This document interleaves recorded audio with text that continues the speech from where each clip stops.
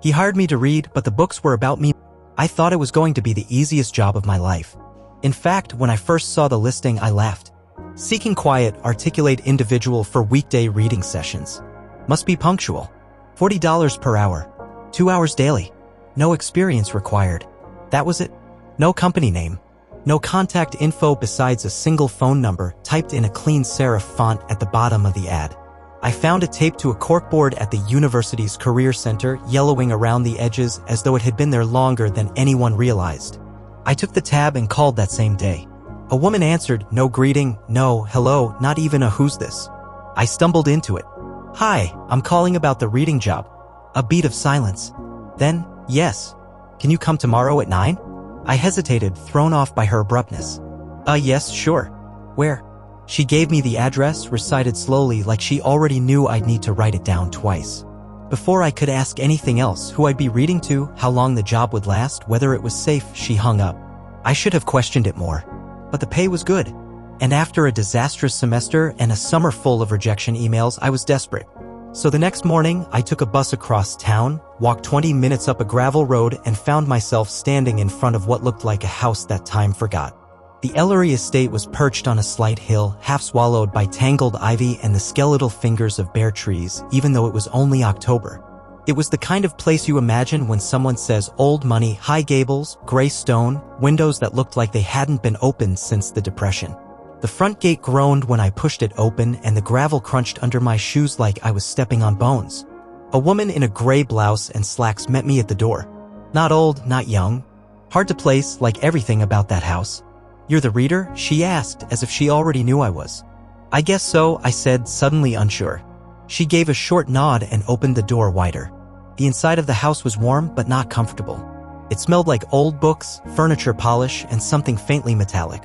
I followed her down a long hallway with faded paintings on the walls, seascapes, ships, a few unmarked portraits, and into a room that seemed transported from another century.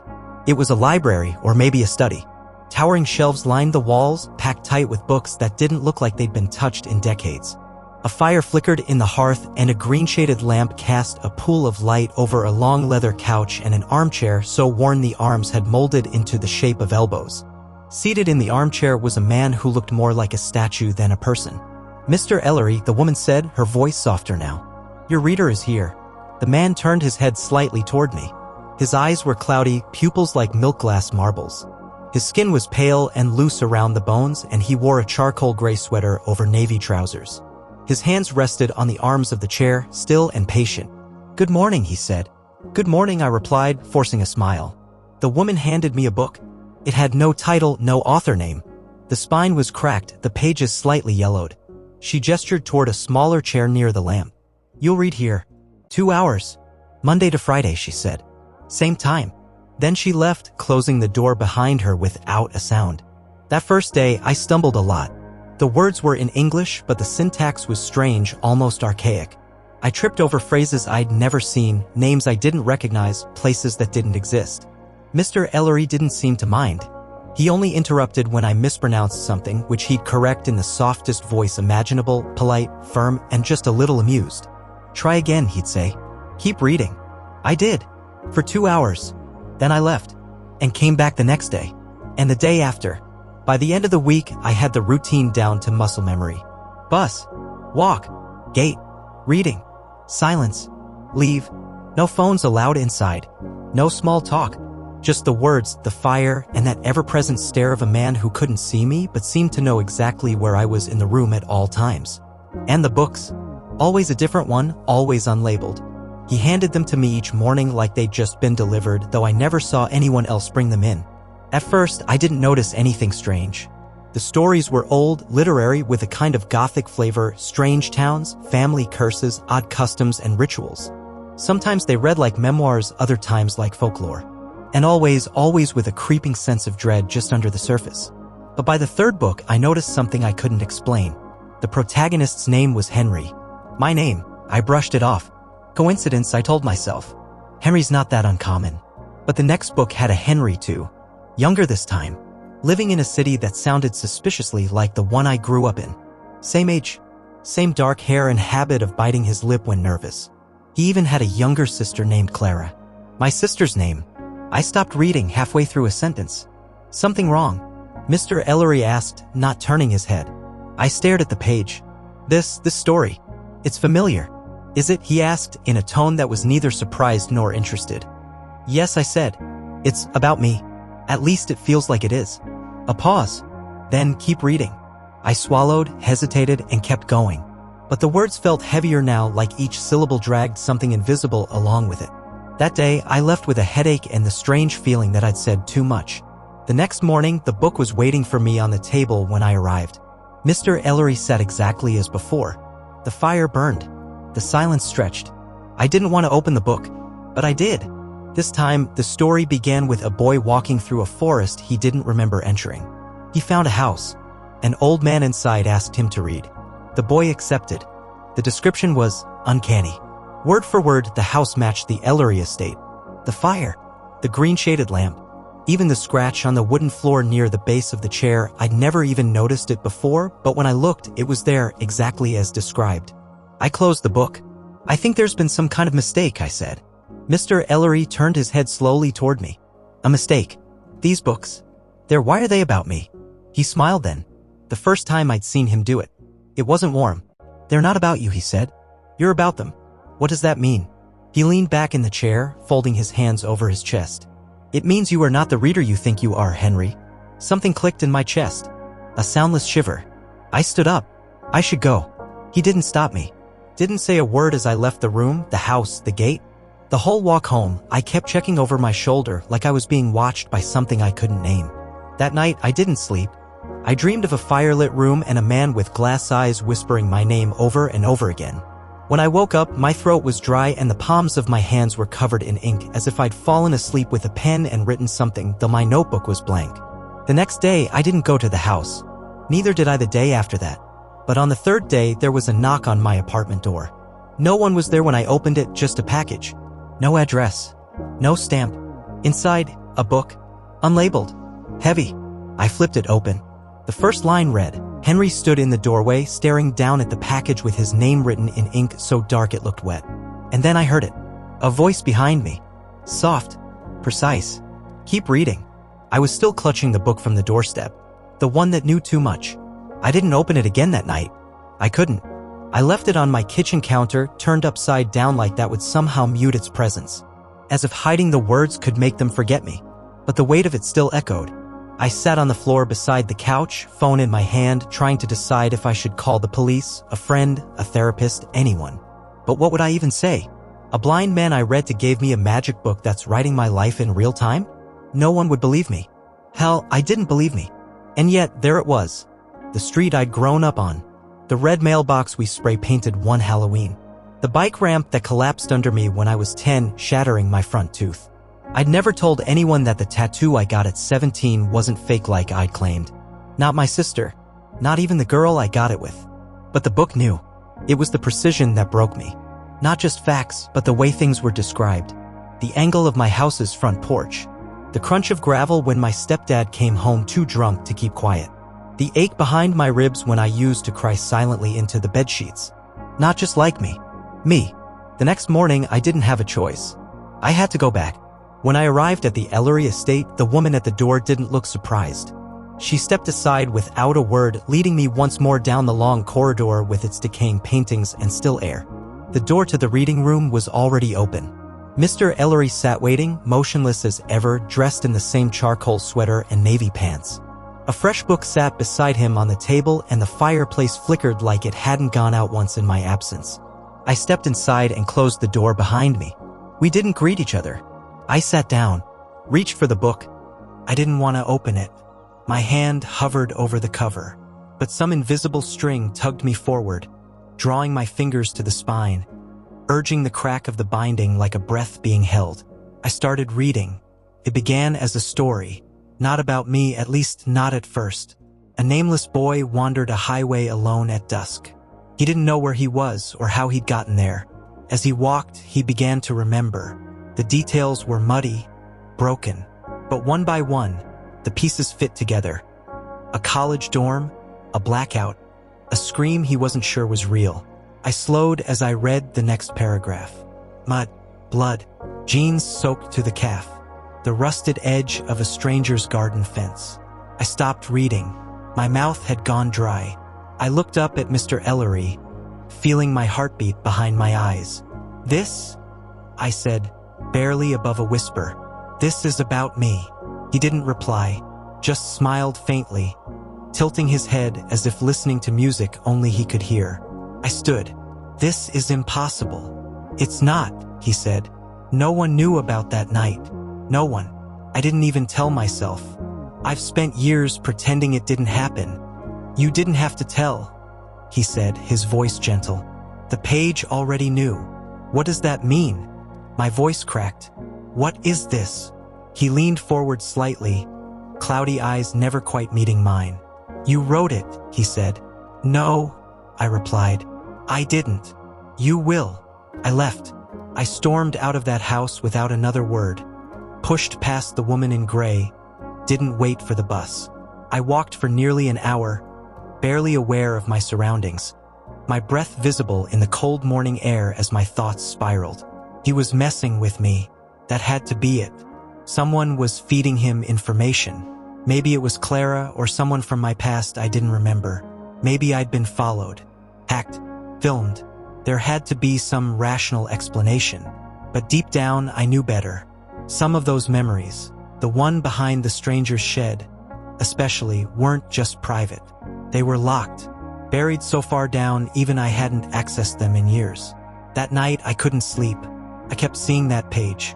The way the sentences unfolded me. The way the ink practically bled truth. The next morning, I woke to find another book on my doorstep. No knock, no note, just the same heavy, unlabeled volume.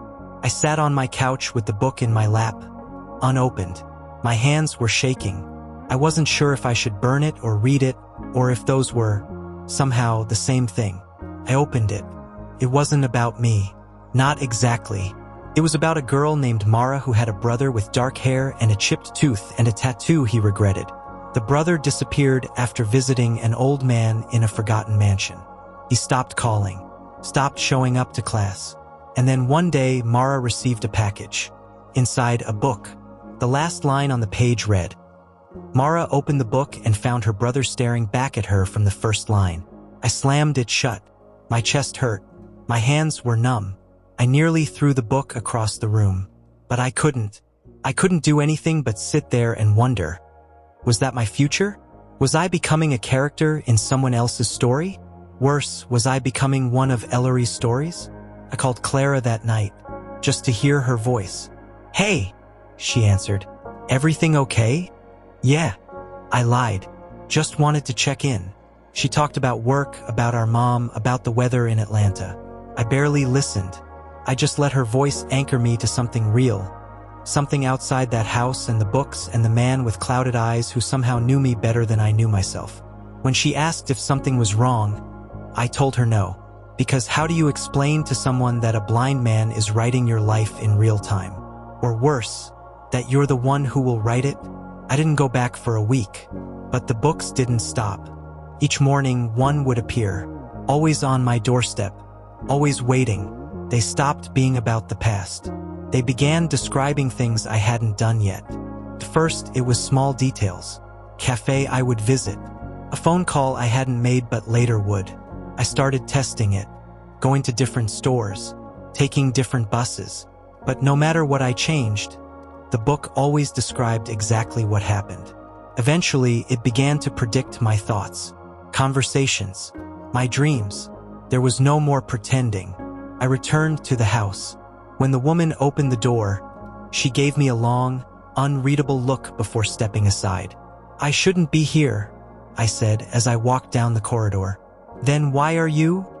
she asked without turning. I had no answer. When I entered the room, Mr. Ellery was waiting, as if I'd never left. Another book sat beside him. I didn't want to pick it up, but I did. The first line, Henry returned. "You said I'd write it. What does that mean? Are you saying I'm the one creating these books?" He smiled, soft, proud. "You're not creating them," he said. "You're remembering them." I froze. "What?" "They're not prophecies, Henry. Not fiction. They're memory. Yours. But not from now." I shook my head. "That doesn't make sense." It will. He leaned back, folding his hands together in his lap. Time is not a line, Henry. It's a spiral. And your story has already been written. I felt dizzy. I don't remember writing any of this. He gestured toward the book. Not yet. The rest of that session is a blur. I read because I didn't know what else to do. I read as though the words could stitch my sanity back together. I read because part of me feared what would happen if I didn't. But one thing changed that day. I noticed something. In the corner of the last page, barely visible, almost a watermark, was my handwriting. A note I'd written. Or would write. 2 words. Don't stop. I didn't go back. Didn't show up on Monday. Didn't text. Didn't collect my final paycheck. I blocked the number that used to confirm my hours. Ignored 3 voicemails, each more clipped than the last, from the woman in gray. I told myself I imagined it all. That it was some elaborate manipulation, a con pulled off by a lonely old man with a good memory and a messed up sense of entertainment. I rehearsed every rational explanation like a mantra. Stress. Lack of sleep. Suggestibility. Coincidence. But no matter how many times I repeated it, the image wouldn't leave my head. That cold, dust-filtered room. The way the light hit the green-shaded lamp like a stage spotlight. The slow tick of the grandfather clock that seemed to echo beneath my skin. And the way I had read again and again, not stories, but me. I stopped sleeping well. Or sleeping at all. My dreams became cluttered with words, thick, looping cursive like smoke on a window pane. I'd wake up gasping, drenched in sweat, convinced I could hear the whisper of pages turning just beyond the walls of my bedroom. I tried to live normally. Tried to forget. But that house stayed inside me. The package arrived 4 days later. There was no knock. No sound. Just a small, square cardboard box sitting neatly on my doormat like it had grown there. No return address. No postage.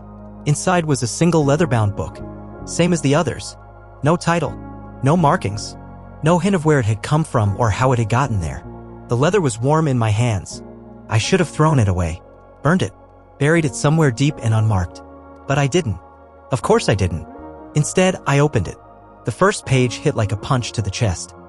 I told myself I wouldn't read it. I told myself I was done. But curiosity wins when fear gets tired.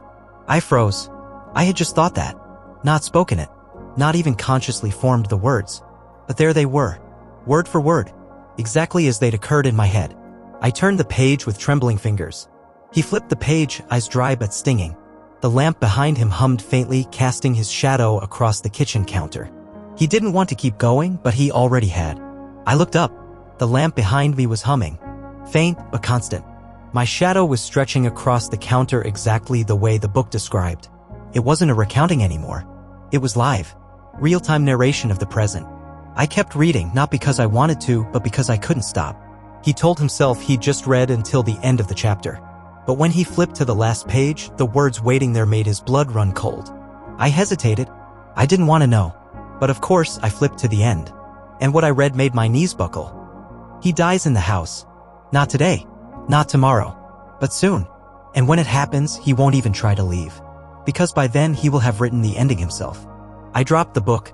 Let it fall with a dull thud to the floor. I stumbled backward, knocking over a chair, my mind splintering into 1,000 flashing thoughts. This was impossible. This was not possible. No one could know that. No one could write in real time. And no one could predict that I would write my own death. But the book had never been wrong. Not once. I stared down at it like it might leap up and bite me. And then I did something I hadn't done since I was a child. I poured a glass of whiskey. Then another. Somewhere around 3 a.m. I picked the book up again. The page had changed. New words had formed. Where once it ended, now the narrative extended. I flipped back 3 pages. More had been added there too. It was still writing. Not just in real time, but continuously, as if the story were being sculpted from the air around me. I read faster, trying to catch it. Like if I could flip fast enough, I'd beat it to the punch. See what came before it was meant to happen. But the text was always just ahead of me, like someone whispering into the next room, just out of reach. 3 days passed. Then a week. The books didn't stop coming. Every morning, a new one appeared. Each darker than the last. One described the inside of my apartment in horrifying detail, every stain on the carpet, every dish in the sink, the exact number of crumbs beside the toaster. Another cataloged my dreams, ones I hadn't even remembered having until I read them in ink. There was one that described my death in a dozen different ways. One in the woods behind Ellery's estate. One on the train tracks I used to dare myself to walk alone. One especially vivid where I woke in the reading room, wrists bound and pages torn from the books, and Mr. Ellery said, "Only we finish what we begin." I threw that one in the trash. But the next morning it was back on my desk, open to the same page. That afternoon I tried to leave town. Packed a duffel bag. Didn't tell anyone. Got in my car and drove north for 6 hours without stopping. I made it to a small town on the edge of a lake. Got a motel room under a fake name. Didn't bring the books. Didn't tell the front desk my number. I thought I'd beaten it. I thought I could outrun the spiral. Until I opened the nightstand drawer and found a leather-bound book waiting. No title. Just a single line, dead center on the first page. He really thought this would work. I slammed the drawer shut and left the room without taking my bag. I didn't know what to do anymore. I didn't trust my own mind. I stopped sleeping altogether. I stopped eating unless I had to. I kept my phone off, but it didn't matter. The books still came. They showed up inside my fridge. My mailbox. Once stacked in the passenger seat of my locked car. I started to feel like a puppet. Like each decision I made wasn't mine, but something the book had nudged me toward. And I kept asking myself, if I am the one writing this, then who am I when I'm not reading? When the 12th book arrived, I did something different. I didn't open it. I burned it. Carried it to the sink, doused it in vodka, lit a match, and watched it hiss and shrivel and curl into ash. For the first time in weeks, I felt in control. I slept that night, deeply. But when I woke the next morning, it was there again. Not a new book. The same one. Unburned. Sitting at the foot of my bed. Waiting. There was only one thing left to do. The next morning I showered. Got dressed. Put on the sweater I hadn't worn since my first week at the mansion. I didn't take the bus. I walked. And as I approached the Ellery estate for the first time in weeks, I didn't feel dread. I felt something worse. Familiarity. As if I'd always known I'd be back. And that somewhere inside those pages, a door was waiting to open. The last page was almost blank, except for one line. He stopped reading and looked up just in time to see the man in the charcoal sweater standing behind him. I was sitting alone in my apartment. Or so I thought. My first instinct wasn't fear. It was denial. A stupid, hollow kind of disbelief that felt more like hope wearing a cheap disguise. It's a coincidence, I told myself. You're reading into it. It's a trick. There's no one there. There can't be. But something shifted in the air behind me. It wasn't sound exactly. It was the absence of it. Like a vacuum had opened up behind my back. A stillness that wasn't there a second ago. I didn't turn around. I couldn't. My breath caught in my throat like a hooked fish. My hands shook. The book, still open in my lap, seemed to grow heavier with each second. Then, slowly, as if on cue, the silence broke. A soft creak. Floorboard. Directly behind me. I closed the book. Not slammed. Not dropped. Just closed it precisely, firmly, like sealing the lid on a box that should never have been opened. And I did the only thing my body would allow. I burned it. I moved like I wasn't controlling myself. Like I'd rehearsed this before. Like I'd seen this exact scene play out in one of the earlier books. I carried it to the sink, poured whiskey over the pages, and lit a match. The fire took instantly. The leather shriveled. The ink bled and bubbled. The flames hissed like they'd been hungry for years. And then it was gone. Smoke. Ash. The soft crackle of charred spine giving way. The scent of fire and old paper choking the air. And behind me, nothing. No creak. No shadow. No man in a charcoal sweater. Just silence. And the sound of my own heart trying to climb out of my chest. I didn't sleep that night. Or the next. I told myself it was over. That I'd broken the chain.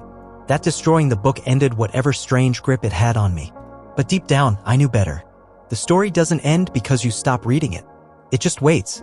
3 days passed. No book. No package. No sign of Mr. Ellery or the woman in gray. No mysterious knocks. No more self-writing manuscripts arriving like ghosts on my doorstep. I tried to act normal again. Went to the corner store. Did laundry. Even visited my sister, though I didn't tell her why I looked like I'd aged 5 years in 2 weeks. "I thought you were dead," she said, half joking. "You look like you saw a ghost." I just smiled. Because dead didn't feel like the right word. Not yet. Then came last night. And everything changed. I woke at 2:13 a.m. exactly. No dream. No noise. Just the sudden sensation that I wasn't alone. I sat up. My apartment was dark, quiet, perfectly still. I didn't move. Didn't breathe. And then I noticed it. A book, sitting at the foot of my bed. Not delivered. Not left on the counter or slipped in a drawer. Just there. Like it had grown from the shadows. Same size. Same leather binding. Blank cover. But something was different. I could feel it. The air around it shimmered like heat above asphalt. I could almost hear it humming. I didn't want to touch it. But I did. My fingers brushed the cover and recoiled. Warm. Not room temperature. Not ambient. Warm, like it had been held. Like it had a pulse. And then I noticed the title. There was one, this time. Stamped into the leather, pressed so lightly it nearly vanished under the flickering hallway light. The author. My mouth went dry. I didn't open it right away. I took it into the living room, placed it on the table, and circled it like it might explode. I poured a drink. Drank it. Poured another. And then finally I sat down and opened it. The first page was blank. The second too. Then, in crisp, dark ink, words began to appear. Not slowly. Not in real time. All at once. You burned the last book, but you didn't stop the story. You just made room for the final chapter. There's only one way this ends. But the end is up to you now. He picked up the pen and realized it wasn't the house or the books or Mr. Ellery. It was him. I read it twice. Then a third time. And beneath those lines, in fresh, gleaming ink, one final sentence bloomed as I watched. He opened his mouth to scream, but what came out wasn't his voice. I dropped the book. Stumbled back. Felt something in my throat pressure like I'd swallowed a fist. Then, a sound. A low rasp. Not quite human. Dry. Measured. And not coming from outside me. From me. I clutched my chest. Tried to call out. But when I spoke, the voice wasn't mine. Not even close. It was old. Calm. Patient. And eerily familiar. I collapsed to the floor. When I came to, the book was closed. Still warm. And sitting in my lap.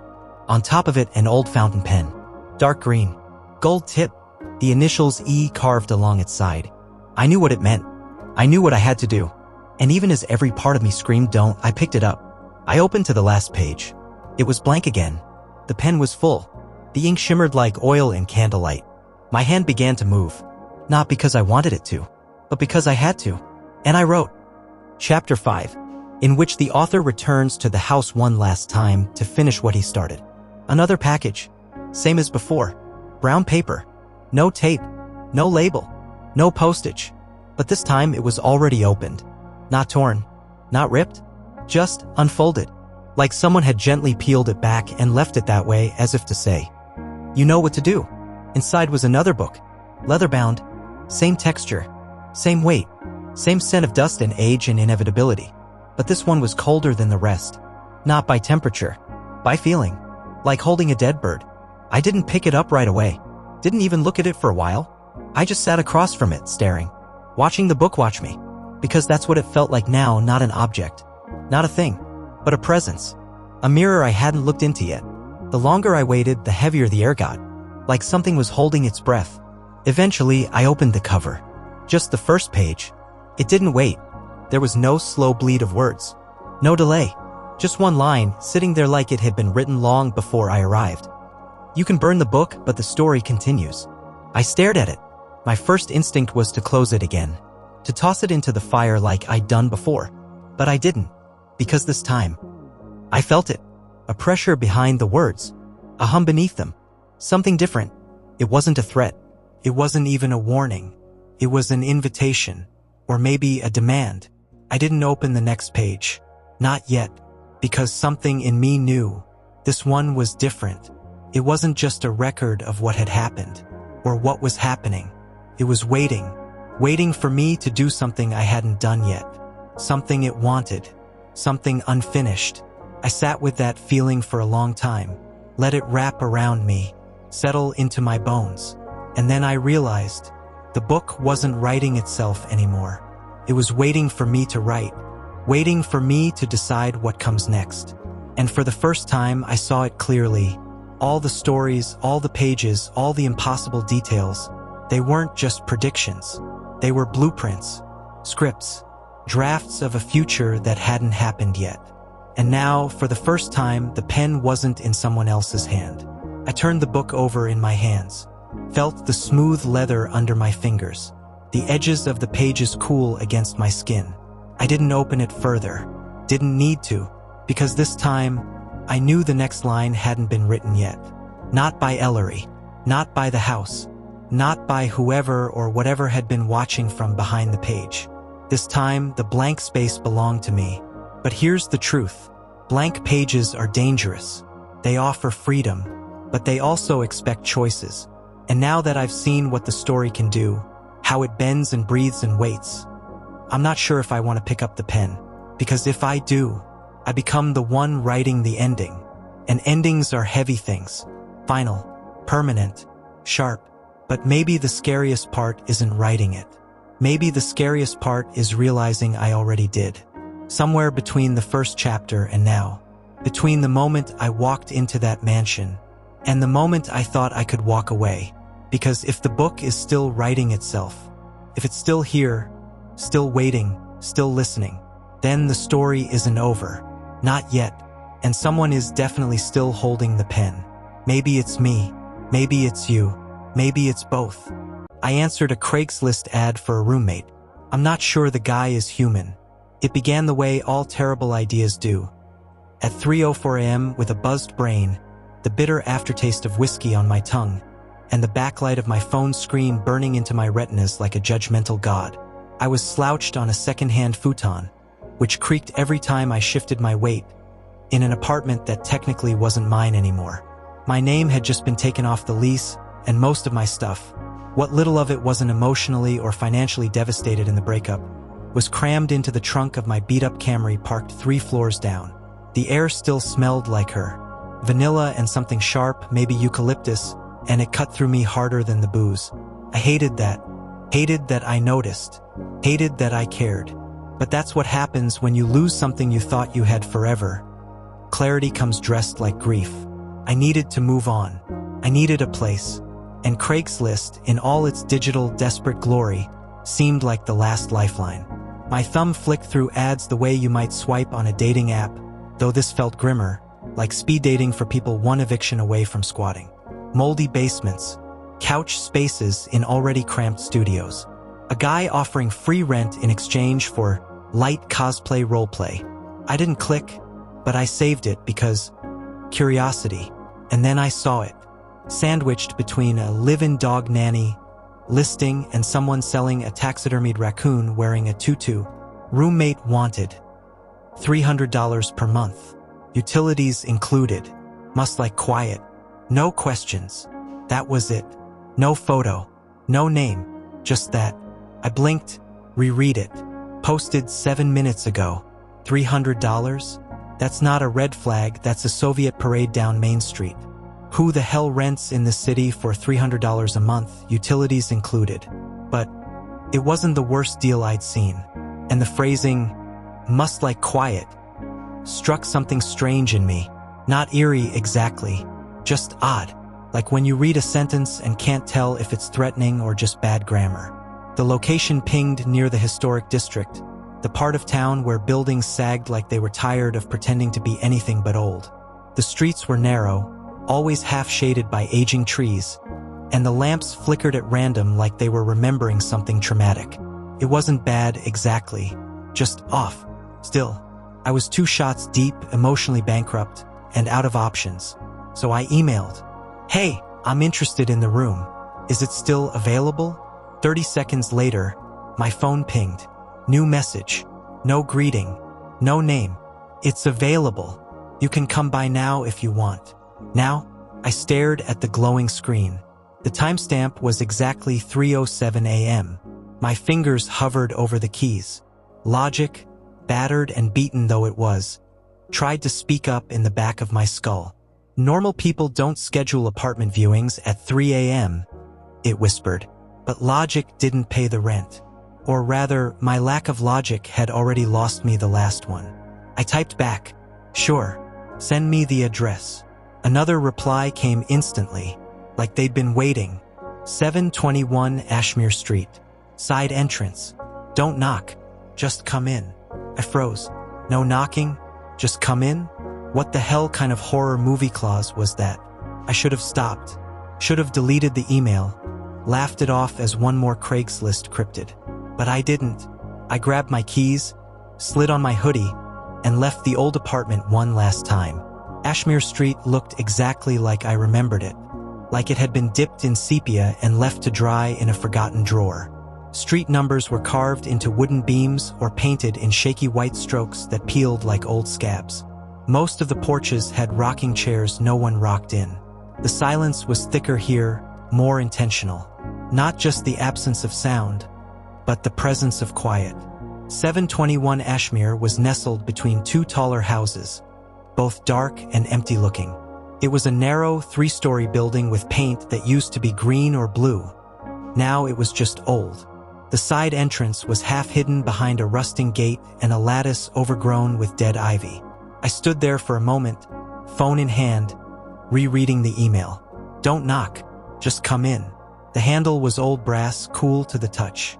I turned it, unlocked. The door swung open silently, like it had been waiting. Inside was unexpected. No flickering light bulbs, no creaky stairs or the scent of mildew. Just stillness. The air was dry but clean, with a faint scent of cedar and something else. Lavender? Maybe. It didn't feel like a murder scene. Yet, the hallway was narrow and led directly into a living room. And it was nice. Not just clean but curated. Sparse furniture, all minimalist and mid-century.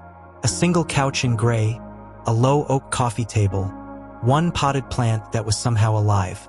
No dust, no clutter, just quiet. Then, from somewhere deeper in the apartment, "You're early," I spun. A figure stood at the edge of the hallway, half-shrouded in shadow. He wasn't tall, maybe 5 feet 8 inches, thin, pale. He wore a dark sweater and slacks like he'd stepped out of a European film. Black hair, short, no expression. "You said to come now," I managed, instantly regretting how defensive it sounded. "I meant it," he said, stepping forward into the light. His eyes were strange. Not threatening, but intense. Like he was always listening for something you couldn't hear. "I'm Elias," he said. "The room's upstairs." That was it. No handshake. No questions. He turned and started walking. I followed. The room was on the 3rd floor at the very end of a narrow hallway. The carpet muffled our steps like it was made to swallow sound. Elias stopped outside the door and turned. "You can take it if you want. Month to month. No lease. Cash only. Quiet is important. You keep to yourself, I keep to myself." I looked past him. The room was simple, a twin bed, desk, small dresser. A window facing the back alley. No personal touches. No dust either. "Why so cheap?" I asked, unable to help myself. Elias tilted his head like he hadn't considered the question relevant. "I don't need the money. I just don't like empty rooms." We stood there in the silence a few beats too long. Eventually, I nodded. "Okay, I'll take it." He handed me a key. Not a single document signed. "I'll expect rent on the 1st. You can move in now if you have your things." That was how it started. At 3:17 a.m. on a forgotten street, in a house that didn't feel empty but didn't feel quite full either. I hauled my stuff in that night. No questions asked. Just like the ad said. I should have noticed more then. The way no doors creaked. The way the air didn't move unless you opened a window. The fact that there were no clocks in the house. Not even one. But I was tired. Heartbroken. Desperate. And the room didn't ask anything of me. Not yet. The guy's name was Theo. I didn't know that at first, not until he handed me the key with a nod and said, almost as an afterthought, "Don't lose it. That one's cut special." Then he turned and walked away down the narrow hall, his footsteps whisper-soft on the thick carpet, like the house swallowed noise on purpose. Theo wasn't much for words, I could tell that immediately. He had a kind of presence that wasn't shy, but still like a lake before a storm. He wasn't Elias. Different guy. Elias had been the email name, but Theo was the one waiting when I arrived. Maybe they were the same. Maybe Elias was a middle name or a lie. I didn't ask. Not after the look he gave me when I tried. The apartment was pristine, but not in a cozy, Pinterest board kind of way. It was like walking into a model unit right before a showing. Surfaces gleamed. Corners were sharp. No fingerprints on the fridge. No streaks on the windows. Even the couch had the kind of hospital folded throw blanket that screamed, "Don't touch me." It should have felt empty, but it didn't. There was something else. Something subtle. Not a smell, not a sound, just a feeling. Like the space around me had eyes. Like I was already being watched even before I made it to the room. But the drawings, that's what really got me. Every wall, every room, even the inside of the linen closet covered in swirling, hand-drawn shapes in deep charcoal, spirals upon spirals, jagged stars, interlocking geometric patterns that hurt to look at too long. Eyes. Lots of them. Not cartoon eyes, but jagged, primitive ones like something scraped from a cave wall 1,000 years ago. At first, I thought it was some kind of aesthetic thing, a weird art phase, or maybe Theo was just eccentric. But when I finally worked up the nerve to gesture at a symbol just above the doorway and say, "So, you draw all these?" He paused, didn't turn around, didn't smile, just said calm as anything. "They keep it out." I blinked. "Keep what out?" He looked at me finally. Not angry, not even annoyed, just measuring. Then flatly, "You'll see." And that was it. Conversation over. I slept with the door locked that night. Not because of Theo. He hadn't done anything threatening. He hadn't done much of anything at all. It was just the house. The silence in it wasn't normal. It didn't feel peaceful, it felt pressurized. Like there was a weight to it. Like something was holding its breath. At one point around 3:40 a.m. I woke up sweating. Not from heat. From something else. A dream I couldn't remember, but that left my chest tight and my skin cold. I thought I heard whispering from the hallway, too faint to make out, too rhythmic to be the pipes. When I opened the door, there was nothing there. Just a stretch of dim hallway and the drawing of a spiral etched right above my threshold. I went back to bed. I didn't sleep. The next morning, Theo was in the kitchen. He was making coffee black, no cream, no sugar. There was only one mug. "Do you work or?" I asked, trying for small talk. "I'm usually here," he said without looking at me. "What do you do?" He turned then, calmly, and said, "I listen." I wanted to laugh. I didn't. Over the next few days, I started to notice the rules. He never played music. Never used the TV even though there was one. He never cooked after sunset. Never turned on the hallway lights past midnight. He never spoke above a whisper after dark. And those drawings? He updated them. Every morning. Like clockwork. Always at sunrise. He'd walk the halls in bare feet, retracing the charcoal lines in absolute silence. Sometimes muttering something under his breath, but never loud enough for me to hear. One time, I peeked around the corner and watched him for a full 10 minutes. His hand moved with precision, like he was copying something from memory. Or obeying. The longer I stayed, the more I felt it. That pressure. Like the air had mass. Like the apartment itself was holding something in or something out. Once, I tried erasing one of the symbols in the closet. Just a little one. A curling line that looked like an eye folded in on itself. Within seconds, Theo was there. He didn't yell. Didn't accuse. Just stared at the wall, then at me, then said calmly, "Never do that again."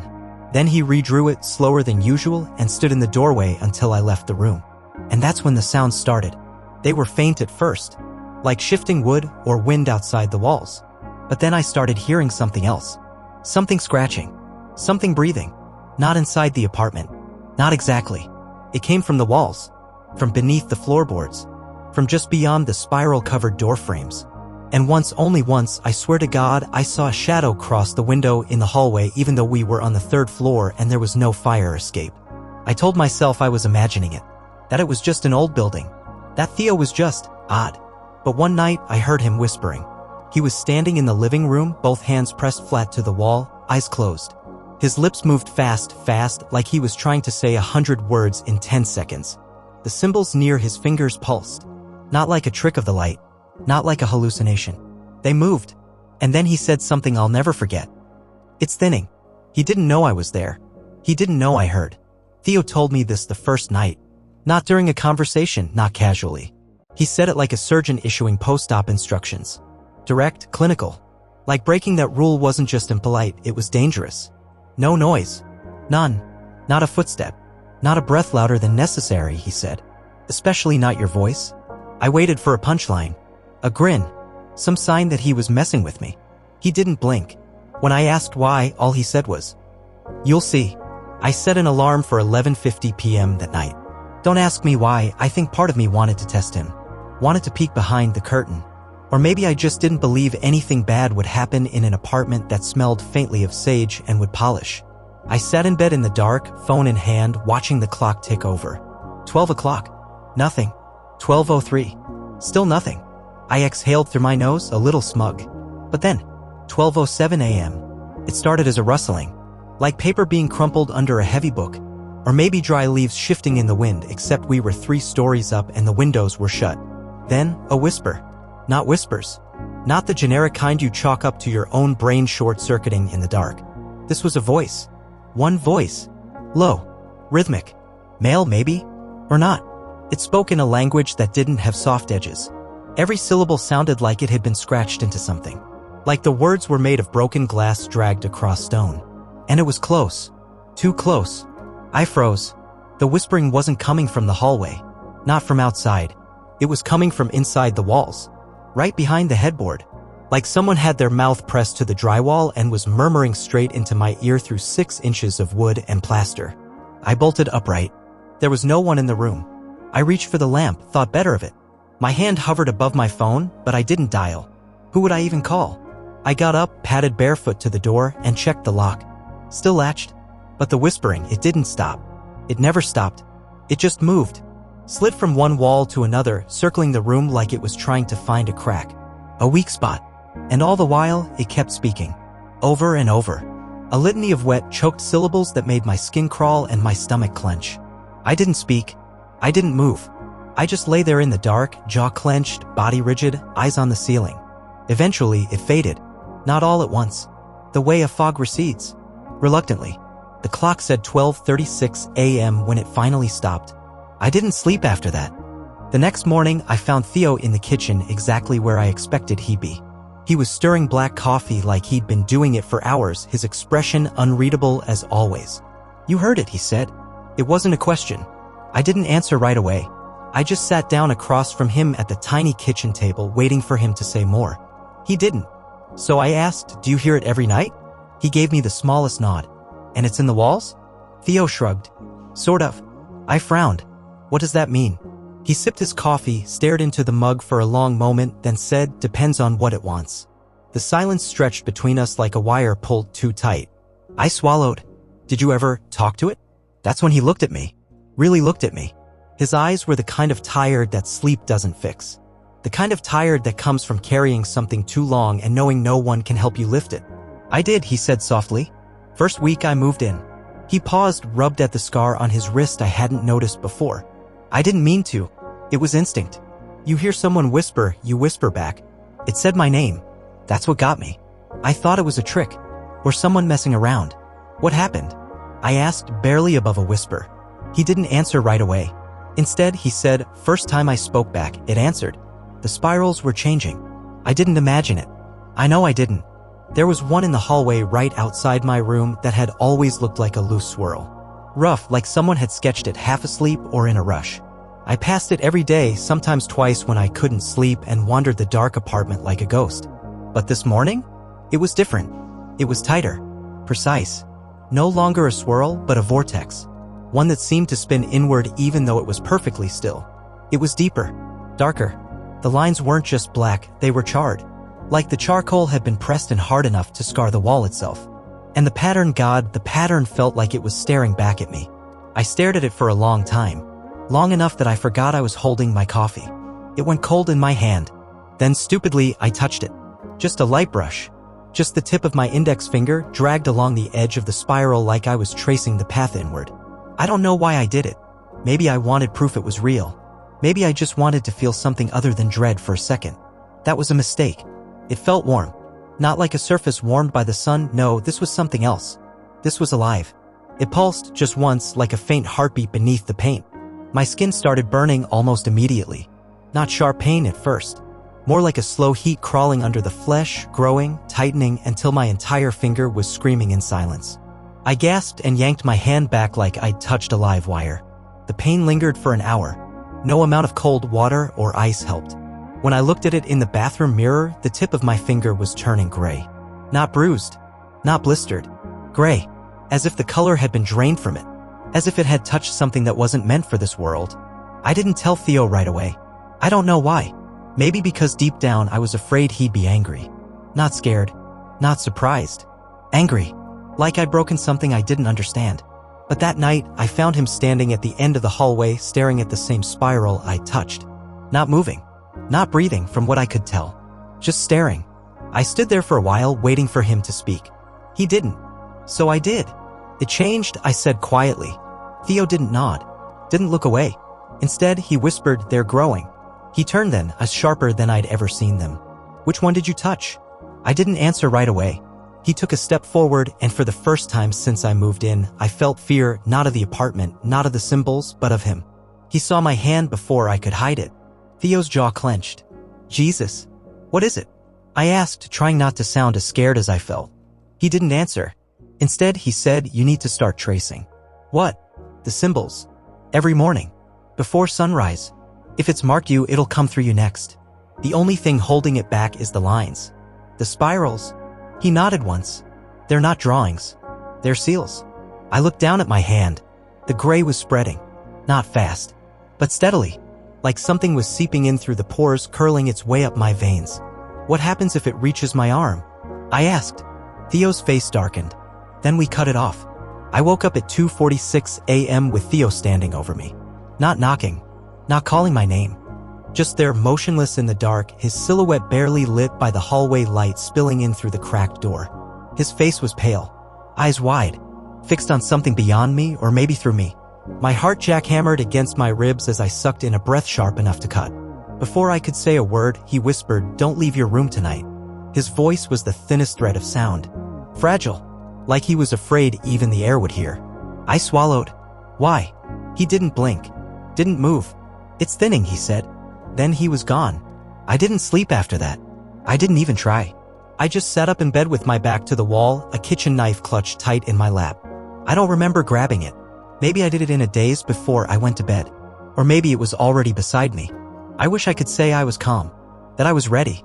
But my hands were slick with sweat and every creak of the walls made me flinch like I'd touched a live wire.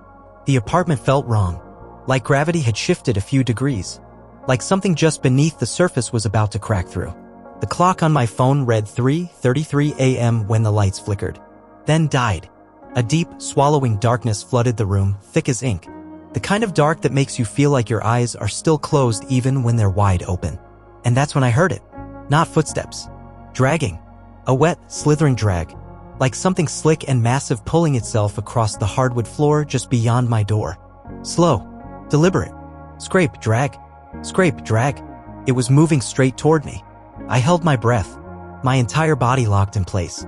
The knife trembled in my grip, but I didn't dare move. The sound stopped. Right at my door. And then, breathing. Not the kind a person makes. Not even animal. This was something else. Heavy. Labored.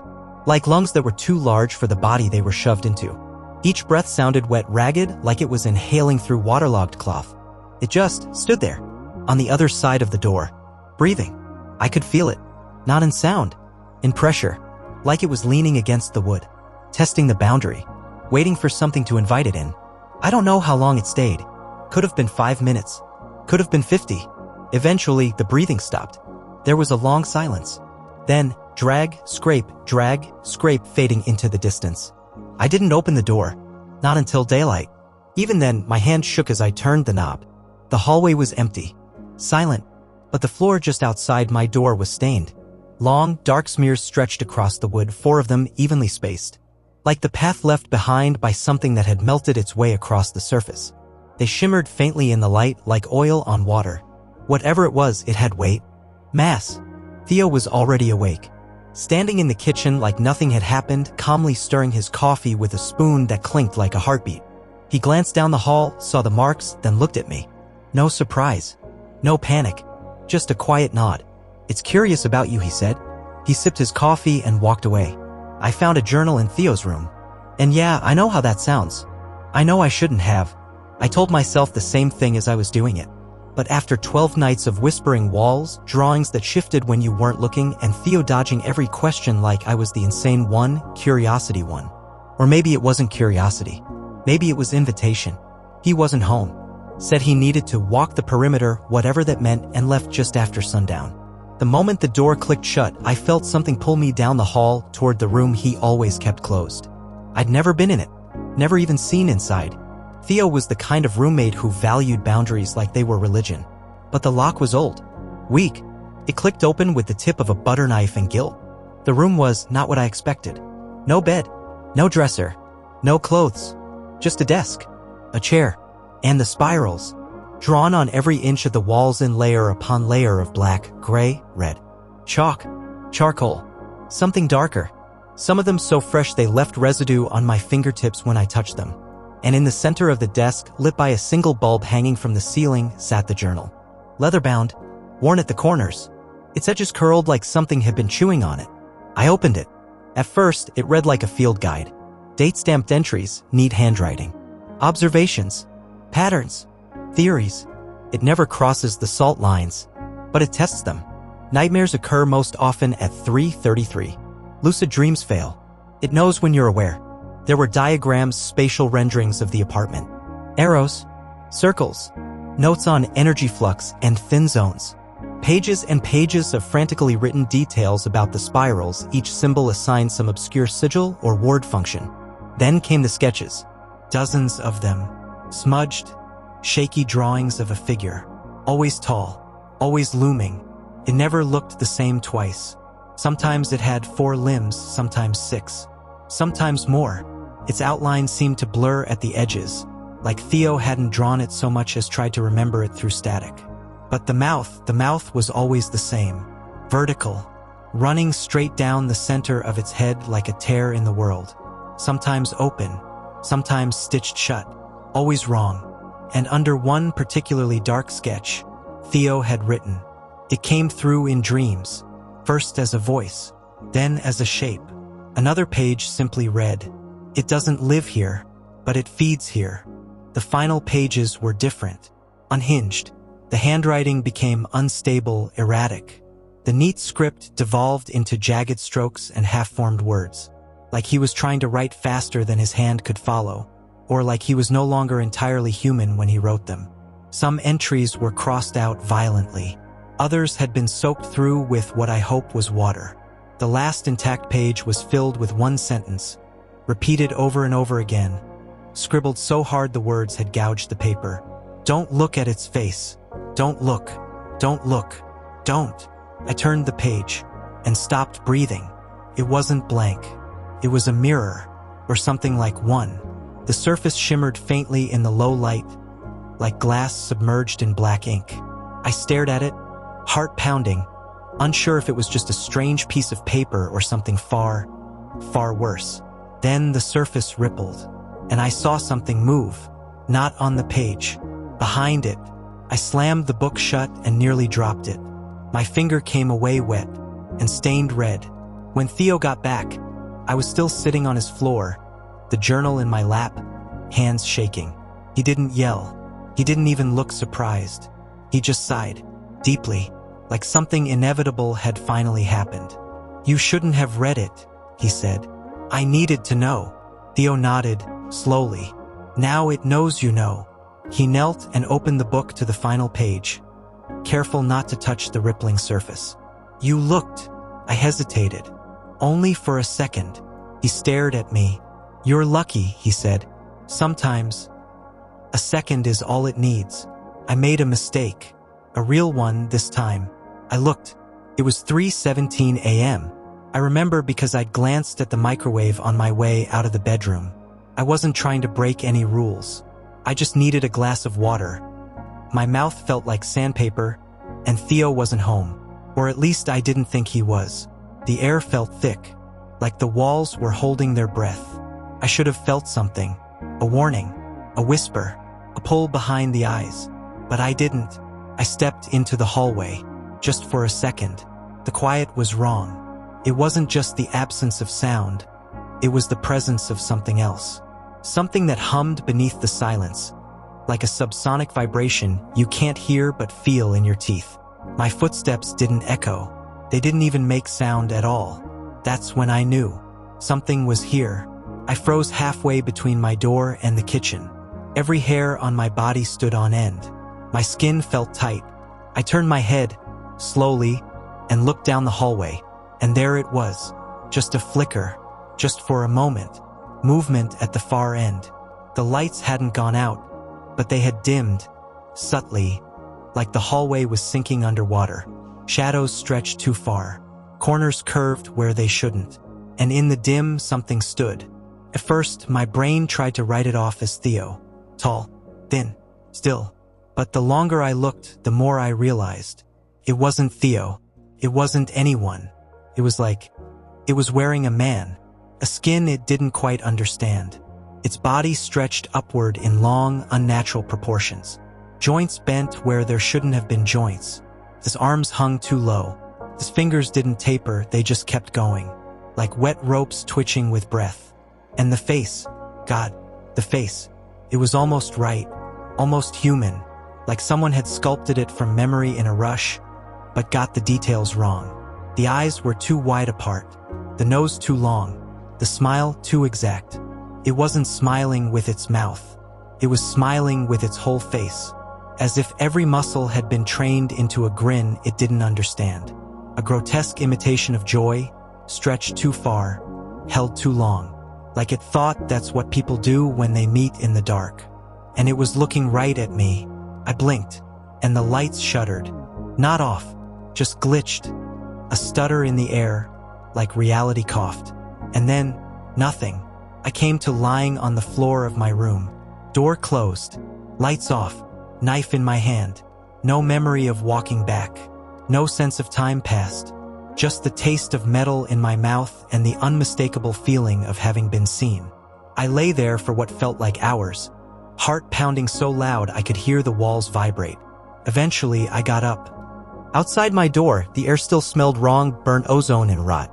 The hallway was empty, but the wall across from my door now had a new spiral, drawn in something dark, still wet. And this one was different. It wasn't defensive like the others. It wasn't a seal. It was a target, a mark, and it was drawn at eye level. I just woke up. 4:06 a.m. the glowing numbers on my nightstand said, but I already knew it was early. I could feel the hour in my bones, in that specific kind of dread that only comes when the world outside your window is dead quiet, like the earth has stopped spinning and no one remembered to tell you. I didn't know what woke me. Not a sound, not a dream, just urgency, like something inside me had snapped awake before the rest could catch up. I sat up slowly. That's when I saw it. There was a new spiral on my door. Not drawn with charcoal this time. Not scrawled in Theo's practiced, symmetrical lines. This one was uneven. Raw. Wrong. Like it had been carved with something blunt or grown from beneath the surface of the wood. It pulsed. I swear to God, it pulsed just once. A ripple in the shape, like breath moving through skin. I didn't go near it. Not right away. Because I could feel it. It was open. It wasn't just a drawing. It was a wound. The air around it bent inward subtly. The edges of the door rippled at the corners like heat waves off asphalt. And behind the spiral, on the other side of the thin slab of painted pine, I heard something. Not breathing this time. Whispering. Like before, but closer. More deliberate. The voice pressed against the inside of the door, soft and hungry. It wasn't speaking English. It wasn't speaking language. It was like a mouthful of wet leaves and bone dust, trying to remember what vowels felt like. I should have called for Theo. I should have screamed. But all I could do was listen. Because this time, the whispering wasn't just sound. It was understanding. It wasn't saying words I knew, but it was speaking to me. Directly. Into my thoughts. Into whatever part of your mind goes silent just before you fall asleep or die. And it kept repeating one idea. You saw it. You saw. Now you were seen. I backed up until I hit the wall. Something cracked faintly on the other side of the door. Not a knock. Not a scratch. Something stepped. It didn't sound like footsteps. It sounded like pressure. Like the weight of something that wasn't meant to move through this world pressing its shape into ours. Wood groaned. The floor creaked. The door swelled slightly in its frame. And then I saw the handle turn. Slowly. Deliberately. But it didn't open. It just twitched. A single, sharp jolt as if testing the idea of entry. Like whatever was out there wasn't just waiting, it was learning.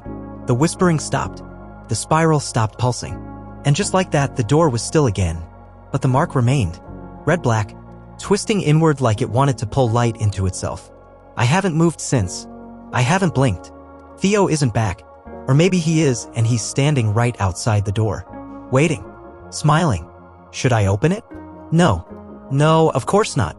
But something deep in my gut keeps asking the same question over and over. What if it already did? I answered a FaceTime call from myself. 1:43 a.m. The dim blue light from my phone screen lit the contours of my room like a washed-out painting. I was cocooned beneath my comforter, the glow bouncing softly off the white walls, the cluttered dresser, the tiny ring of condensation left by a half-finished glass of water from earlier that night. In one hand, I lazily held the remains of a protein bar, half-melted, oat chocolate goo pressing into my fingers. In the other, my phone, steadily feeding me an unbroken chain of horrors, memes, arguments, thirst traps, and global dread. Doom scrolling had become my nightly lullaby. There's something about being awake while the rest of the world sleeps. It's like stepping into a space between realities. A private little realm where no one's watching and nothing has consequences. You're invisible, free, ugly, alone. I liked it that way most nights.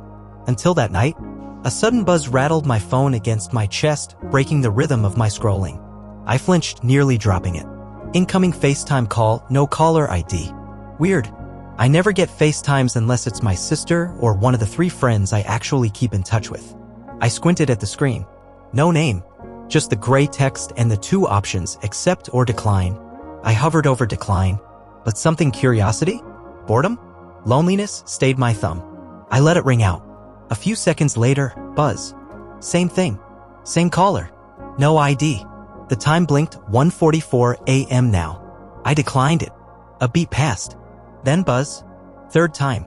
This one got under my skin. There's an unspoken rule about the 3rd call. 1 is random. 2 is persistence. 3? 3 means urgency. My thumb trembled slightly as I tapped accept. The screen went black for a moment. Then static. Thick, analog-style static like from a detuned television. Grainy white noise washed across the display in waves. Then it cleared, and I saw myself. At first, I thought it was my phone camera glitching. Maybe it had defaulted to the front-facing camera. Maybe this was just a delayed image, a mirror caught in a loop. But no, it wasn't a mirror. I was looking at me, yes. Same dark tank top. Same tangled hair falling across my shoulders. Same sheets twisted around my legs. But this me wasn't just sitting there. She was screaming. Silently. My mouth was wide open, gaping, unhinged in a way that seemed anatomically impossible. It stretched like the scream had ripped something loose inside her. Her throat flexed, her chest heaved, but not a single sound escaped. Just that pure, raw panic that tore across her face like an open wound. Her eyes, my eyes, bulged, nearly white, pupils shrunken to pinpricks. She clawed at her own face, dragging her fingers down her cheeks like she was trying to peel herself off. Her nails raked across her skin, leaving red tracks in their wake. One nail bent sideways, then snapped clean off. I couldn't move. I couldn't breathe. I whispered, barely audible, hello? And that's when she stopped. Her body went still. Her hands dropped to her lap. The scream froze in place mid-twist. The mouth stayed open for a second longer, trembling. Then, slowly, she closed her mouth. Her head turned. She looked directly into the camera. Directly at me. And she smiled. Not a happy smile. Not even a forced one. It was the kind of smile that doesn't belong to a person. It moved in strange ways, too slow, too knowing. Like something reptilian trying to mimic humanity. Like something that had just figured out the rules to a new game. My heart stuttered in my chest. Then the screen cut to black. Just gone. No call-ended sound. No notification. Nothing. Only the home screen. My face dimly reflected in the black glass. I sat there in silence, blinking at my phone as though it might explain itself. It didn't. A slow, metallic taste crept into my mouth. Blood. I'd bitten the inside of my cheek. Hard. I wiped my hand on the comforter and realized the protein bar had melted completely into my palm. Sticky. The clock read 1:46 a.m. The next 15 minutes. I didn't move. My body had gone rigid, like prey caught in a predator's gaze. I told myself it was a prank. A deepfake. Some creep using AI and a stolen photo to simulate my room. But that didn't explain the exact sheets. The same tear in the neckline of my shirt. The chipped nail polish on my thumb. It didn't explain how it had mirrored every detail perfectly. Eventually, I peeled myself out of bed and padded into the bathroom. I flipped the light on and stared at my reflection. Nothing unusual. Just me. Pale. Sleep-deprived. A light sheen of sweat on my forehead. I waved. My reflection waved back. I forced a smile. It smiled too. I waited for it to do something I didn't. It didn't. I splashed cold water on my face. 3 times. No magic number, just what felt right. My phone was still clenched in my hand. Back in my room, I turned on every light. Desk lamp, bedside lamp, the overhead bulb I usually hated because it made everything too clinical. I even opened the closet door just to check. Empty. As always. I sat back down in bed and locked my phone. Then unlocked it. Then locked it again. Eventually, I went to Reddit. Horror subs. Paranormal ones. Even tech threads. I wanted confirmation. That this was a known thing. That someone somewhere had posted about FaceTiming their own screaming doppelganger at 1:43 a.m. Nothing. Not even close. I stayed up until the sun started to rise. And even then, I didn't sleep. Later that day, by noon, I convinced myself it was a nightmare. Sleep paralysis. A waking dream. Maybe I dozed off while scrolling and hallucinated the entire thing. I've had vivid dreams before. Sometimes lucid. Sometimes horrifying. And then my phone buzzed again. FaceTime, no caller ID. 1:43 p.m. I didn't answer this time, but I took a screenshot. It didn't save. The icon flashed like it had captured, but nothing was there. I tried again. Same thing. I let it ring out. No voicemail. No missed call log. Just the memory. The rule of threes. That night I stayed up again. Not because I wanted to, but because I had to know. I told myself I wouldn't answer. That I'd just watch. That I'd record it this time. And at 1:43 a.m. on the dot, it came. FaceTime, no caller ID. My thumb hovered over the screen. My chest tightened. This time, I hit record screen first. Then I answered. Static. Then, her again. But this time, she wasn't screaming. She was watching me. Sitting perfectly still. In the same room. Same position. Only this time, her eyes weren't wide. They were focused. Studying. As though she was the one waiting for me to do something. I raised my hand. Slowly. She didn't move. I waved. Nothing. Then she tilted her head. Just slightly. And mouthed something. 3 words. So faint I almost didn't catch it. But when I did, my stomach turned to ice. Let me in. I ended the call. The screen froze. But before it cut out completely, I saw her smile. And behind her, a shape. Just a flicker. A silhouette in the far corner of the room. Standing in the shadows just beyond the reach of the light. Watching her. Watching me. I didn't sleep. Not a minute. I sat upright in bed as dawn broke, staring at the outline of the closet door, half convinced it would creak open on its own. Every sound outside, distant sirens, morning birdsong, the hum of the fridge sounded distant and distorted, like it was all happening through a wall of water. I was still thinking about the thing I saw the night before. Her. Me. That smile. And the shape in the shadows behind her. When my phone buzzed with the 8 a.m. alarm, I nearly jumped out of my skin. My nerves were stretched like old piano wire, ready to snap at the slightest tug. I called in sick. Didn't even fake a cough. Just said I wasn't feeling well and hung up before my manager could ask follow-up questions. I'm not sure what I would have said if she had. Sorry, can't come in. I FaceTimed a sentient doppelganger at 1:43 a.m. and now I'm afraid to open doors? Instead, I spent the day Googling. FaceTime deepfake hacks. Can someone spoof a live camera feed? Shadowy figure behind me in video call meaning. Digital haunting? Am I going insane? Each search brought up a slurry of forums, conspiracy threads, Reddit horror stories, and a handful of tech blogs that told me nothing useful. Most people had no idea what I was talking about. A few posts on obscure subreddits came close, people describing weird glitches during video calls, strangers showing up mid-transmission, but none of them mentioned a copy of themselves on the other end. Certainly none as exact as mine. Nothing about the timing either. 1:43 a.m. Same minute 2 nights in a row. It wasn't random. I knew that now. Still, as the sun dipped lower and shadows lengthened across my apartment, I began convincing myself it was a one-time breakdown. A stress response, maybe? I'd been under pressure lately. Work, isolation, too much time online. My brain had probably pulled some cruel magic trick on me, mixing reality and nightmare into something I couldn't quite parse. That is, until the next night. 1:42 a.m. The minutes leading up to it were the worst. My phone sat on my nightstand, black and silent. I tried not to look at it, but of course I did. Every 10 seconds. Like watching a bomb about to go off. I had every light in the apartment on. I'd moved all the mirrors out of the bedroom. Even closed the laptop. No screens except my phone, which I seriously debated throwing in the garbage. But I didn't. Because curiosity is a hell of a drug. And I needed to know. 1:43 a.m. Right on cue, FaceTime, no caller ID. The screen lit up like a pulse of lightning in the dark. I stared. Froze. Then I picked it up. This time, I hesitated with my finger hovering over except for almost a full minute. What if it's not just a glitch? What if it's not a prank?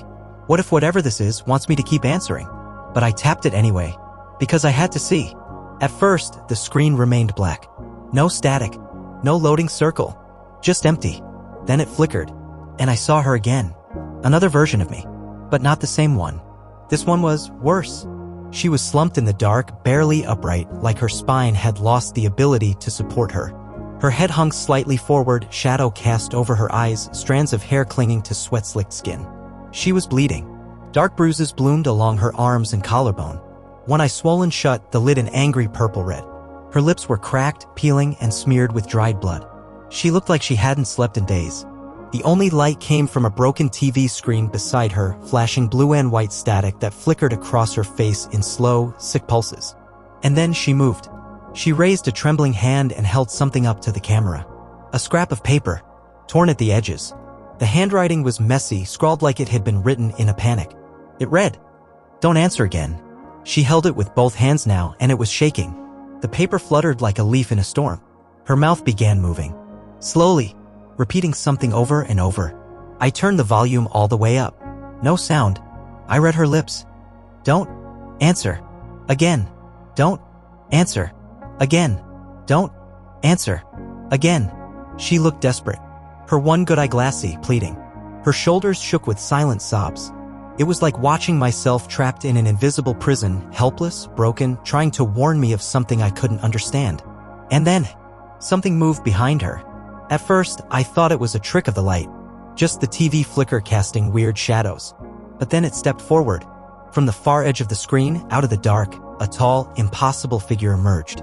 It moved with unnatural stillness, like it was sliding more than walking. Its shape was indistinct, fluid around the edges. Like oil in water. Like it didn't belong in this reality. My other self didn't react. She didn't turn, didn't scream, just kept mouthing the same words over and over again, even as the thing stood directly behind her. Then it did something that made my stomach flip inside out. It looked at me, not at her. It turned toward the camera, toward me, and even though it had no face, I could feel its attention. Like pressure in the skull. Like heat behind my eyes. I don't know how long I stared. Could have been 5 seconds. Could have been an hour. Then the screen glitched. A flicker. And it was gone. Just black. My own reflection staring back at me in the glossy glass, pale and shaking. The call had ended. I didn't cry. I wanted to. My body begged for it. But I couldn't. I was too far beyond fear now. This wasn't normal fear. This was something colder. Older. I tried to replay the screen recording. There was none. The file was corrupted. Playback unavailable.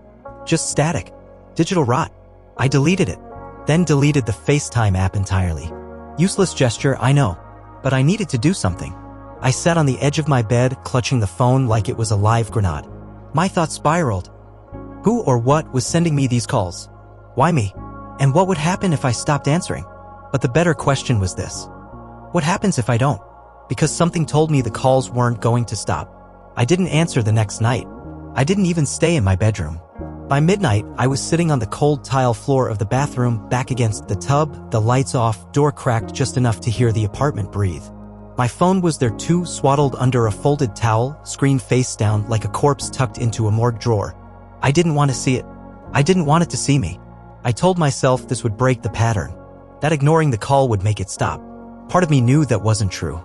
Still, I had to try. So I sat in silence. Minutes dragged like hours. I could hear the refrigerator humming through the walls, the pipes settling in the ceiling, the occasional creak of floorboards shifting from phantom weight. When the digital clock on the counter hit 1:43 a.m., I held my breath. For a second, there was nothing. Then the towel buzzed. A soft, muffled vibration. Subtle, but insistent. My heart dropped into my stomach like a stone. I didn't move. It buzzed again. And again. I reached forward, hesitantly peeled the towel back. The phone was on. But that wasn't right, I had turned it off. Not airplane mode. Not silent. Fully powered down. I'd held the button and watched the screen go black. I'd done it twice, just to be sure. Now it sat there, fully booted, the FaceTime screen glowing in the darkness. Incoming call, no caller ID. Battery, 100%. No charging cable. It was 1:43 a.m. On the dot. My hands trembled. I didn't touch the phone. Didn't swipe. Just stared, willing it to stop. Eventually, it did. The screen dimmed. For a moment, I let myself exhale. And that's when the doorbell rang. The sound sliced through the silence like a scalpel. I froze. One long ding-dong, just once. Not hurried. Not repeated. Like someone was waiting. The doorbell almost never rings. I live alone. I don't order delivery past midnight.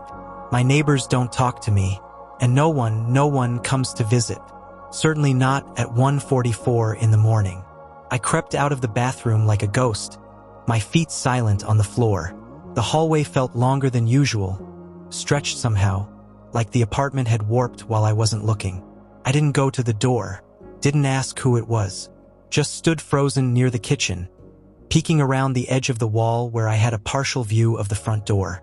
No movement, no shadows, just silence now. It didn't ring again. It didn't need to, because I could feel whoever or whatever was on the other side.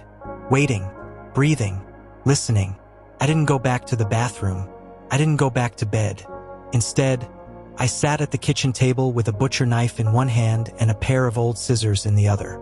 Not because I thought they'd help, but because it felt better than being empty-handed. My laptop was open in front of me, casting a pale light across the room. I had no idea what to do with it. I wasn't Googling anymore.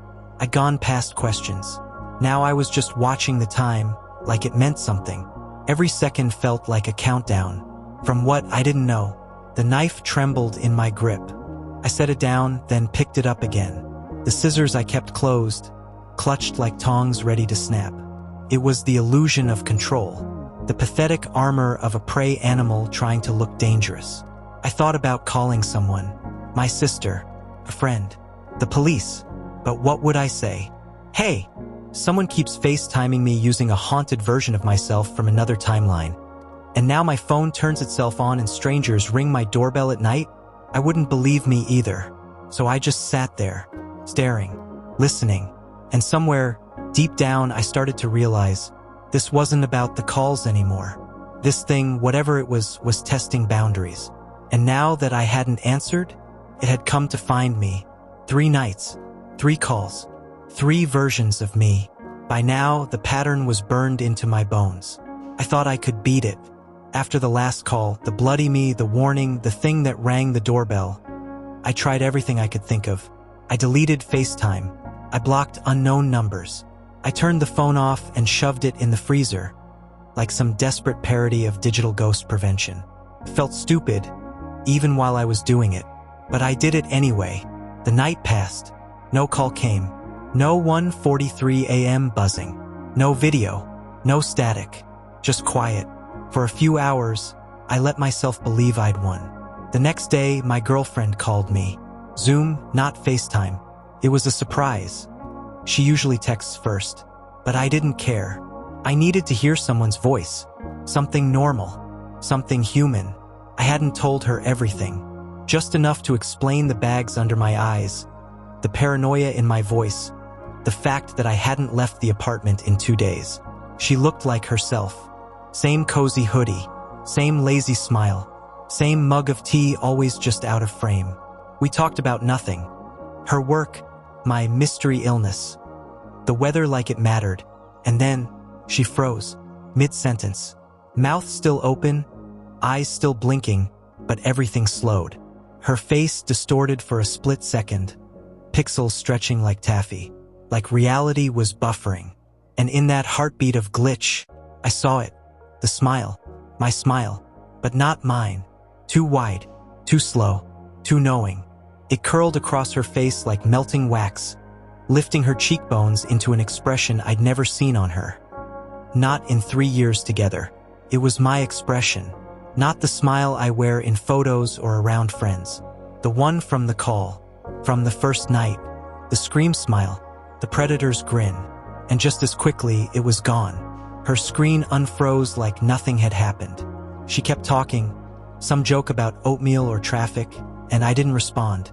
I must have gone pale, because she asked, "What's wrong?" I told her she lagged. Just a glitch. She nodded.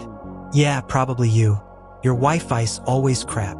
She didn't remember anything, but since then she's been off. Not wrong enough to confront, just enough to unsettle. Little things. Pauses where she didn't used to pause. Words out of rhythm like she was choosing them from a list. Smiles that lingered a beat too long. Sometimes, she stares at the wall just behind my head like there's something standing there.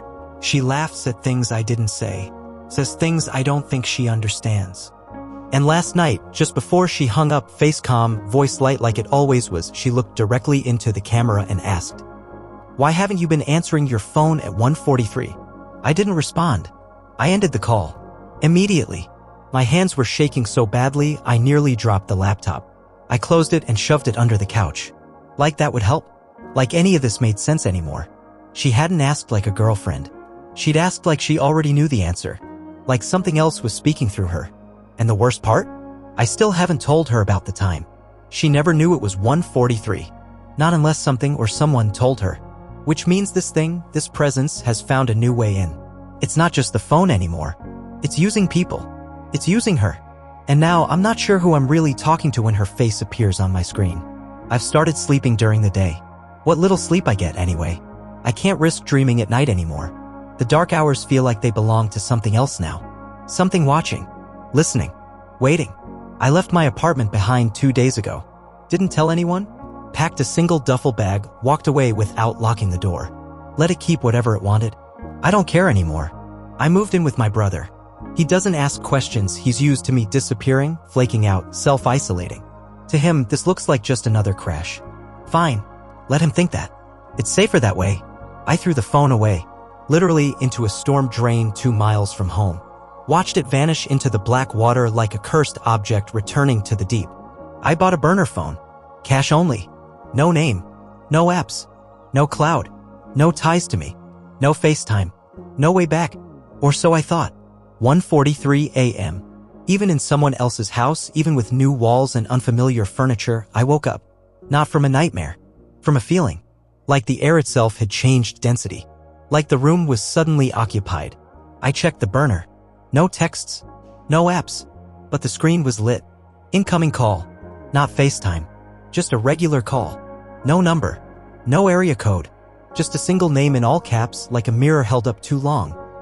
Me. I dropped the phone. It hit the floor with a flat, final sound. I didn't answer. I couldn't. I just stared as it rang. And rang. And rang. I don't think the calls are trying to show me something anymore. I don't think this is about messages or signs or even fear. I think they're trying to get in. Through the screen. Through the voice. Through whatever thin boundary separates us from them. They used my face. They used my voice. Then they started using the people around me. I don't think my girlfriend is my girlfriend anymore. Not fully. She still calls. Still texts. But her eyes don't blink quite right. Her voice is missing the little imperfections I used to love. And sometimes she laughs at jokes I haven't told. Like she's waiting for me to catch up to something she already knows. I think I'm the last one pretending this is still real. If you're reading this, if someone sent this to you, or you found it while scrolling late at night, listen carefully. If you've ever answered a video call from an unknown number, around 1:43 a.m., even once, I'm sorry, truly, because you'll understand soon. Maybe not tonight, maybe not this week, but when the call comes again, and it will, you'll remember this. You'll remember that smile. Too wide, too slow, too you. And by then, it might already be too late to stop what's coming through. All you can do now is not answer. Whatever you do, don't answer. I found a hidden room behind my fireplace.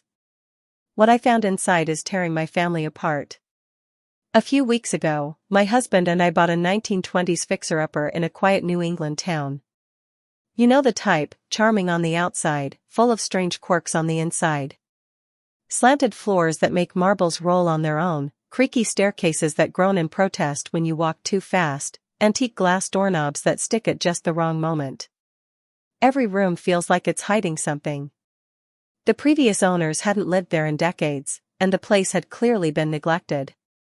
Still, we saw potential: original crown molding, vintage tile under the decades-old carpet, even a sealed-up fireplace in what used to be the study.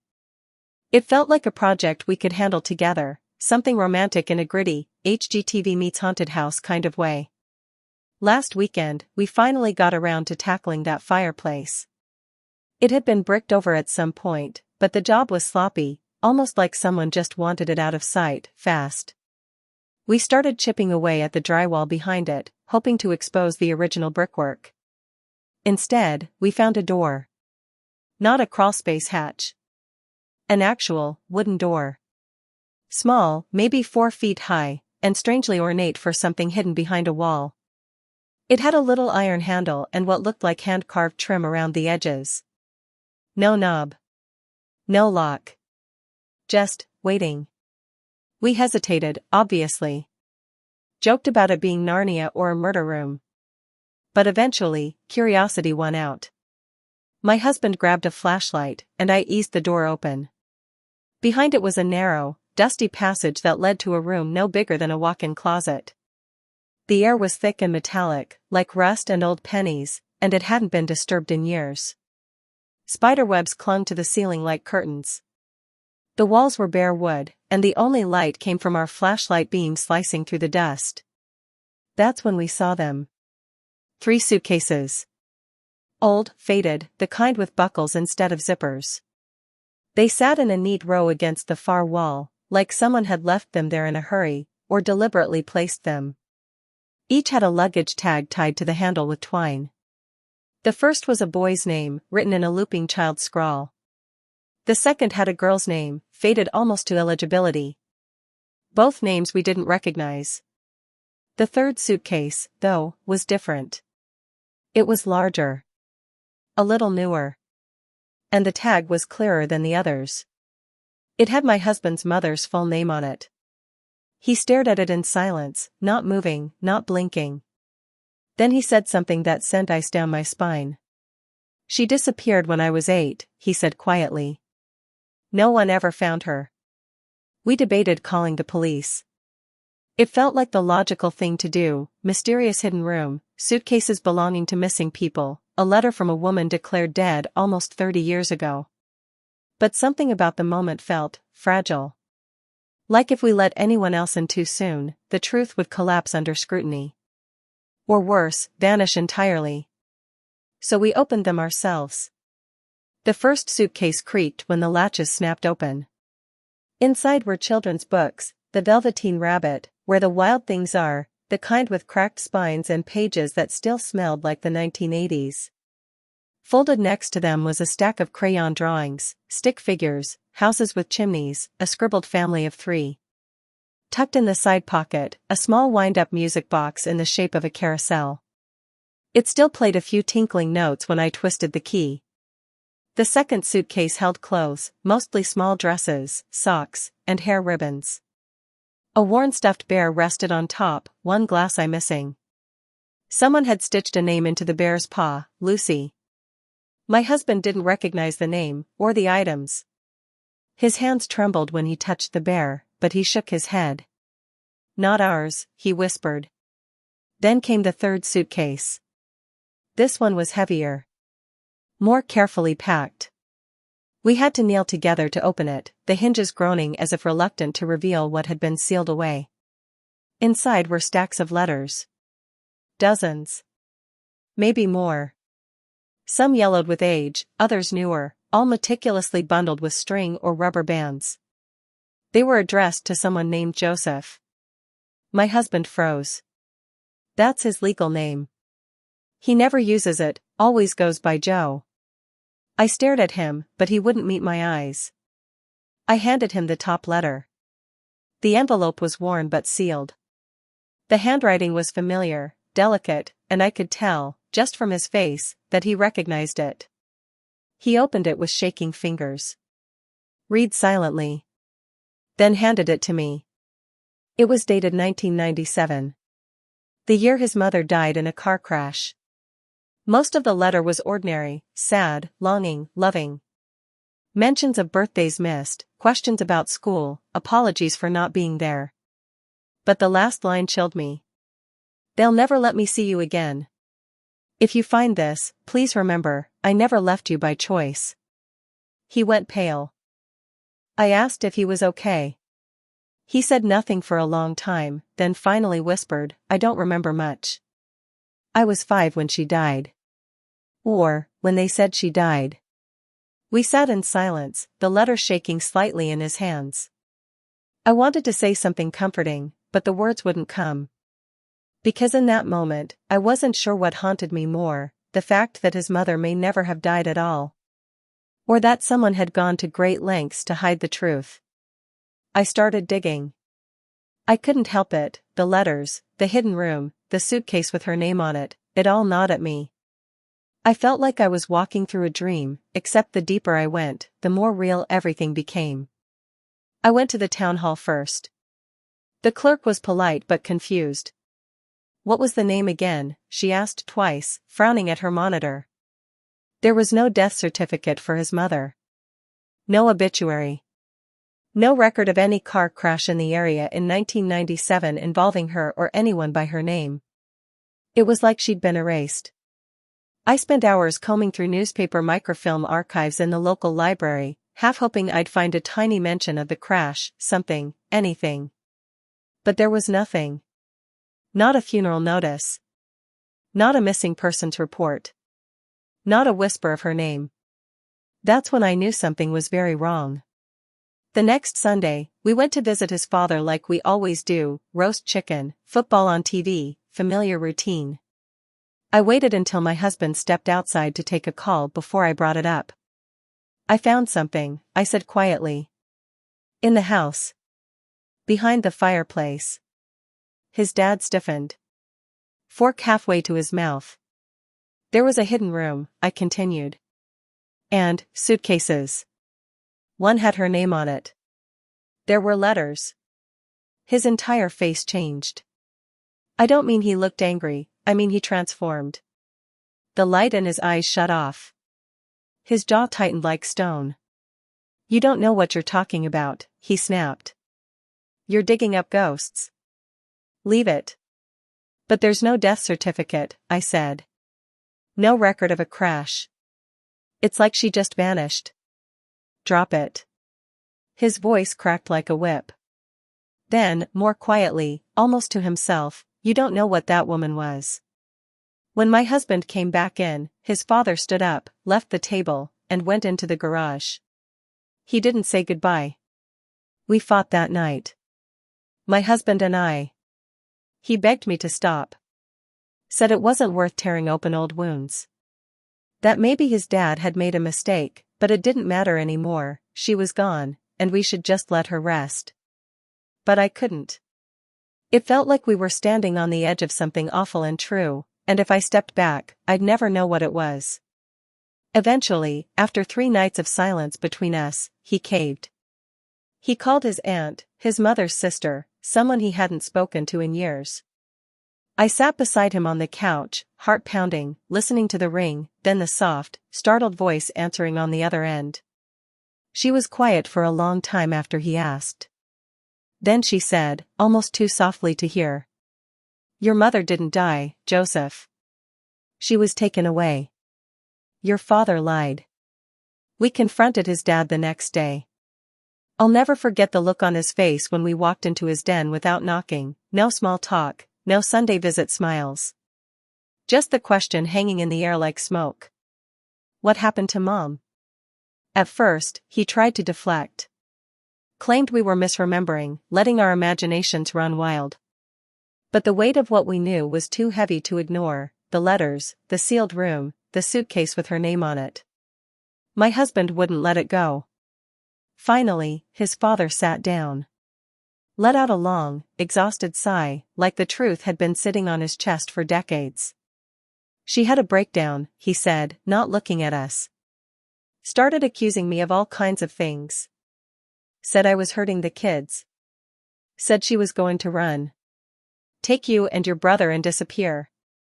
My husband said nothing. Just stood there, arms folded tightly across his chest. I did what I had to do, his dad continued. To protect you. To keep the family together. She was unstable. I paid someone, his voice faltered. I paid someone to make her go away. No one would listen to me. They'd believe the mother. So I made sure they couldn't. He leaned forward, elbows on his knees. I had her committed.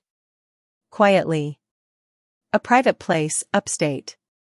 She didn't have any family left who'd fight it. But she did, my husband said quietly. She had us. His dad didn't respond. She sent me letters, he went on, pulling the folded one from his jacket pocket, the one dated 1997, written in that looping, careful handwriting. Dozens of them. You told me she died. You let me think she was dead. I couldn't have you growing up thinking she was some victim, his father said bitterly. She was sick. She would have ruined you. I stepped forward then, holding the final, unanswered question in my hands like a burning coal. But there's something I don't understand, I said. This house. The hidden room. The suitcases. You only bought it after she was gone. After you had her committed. So.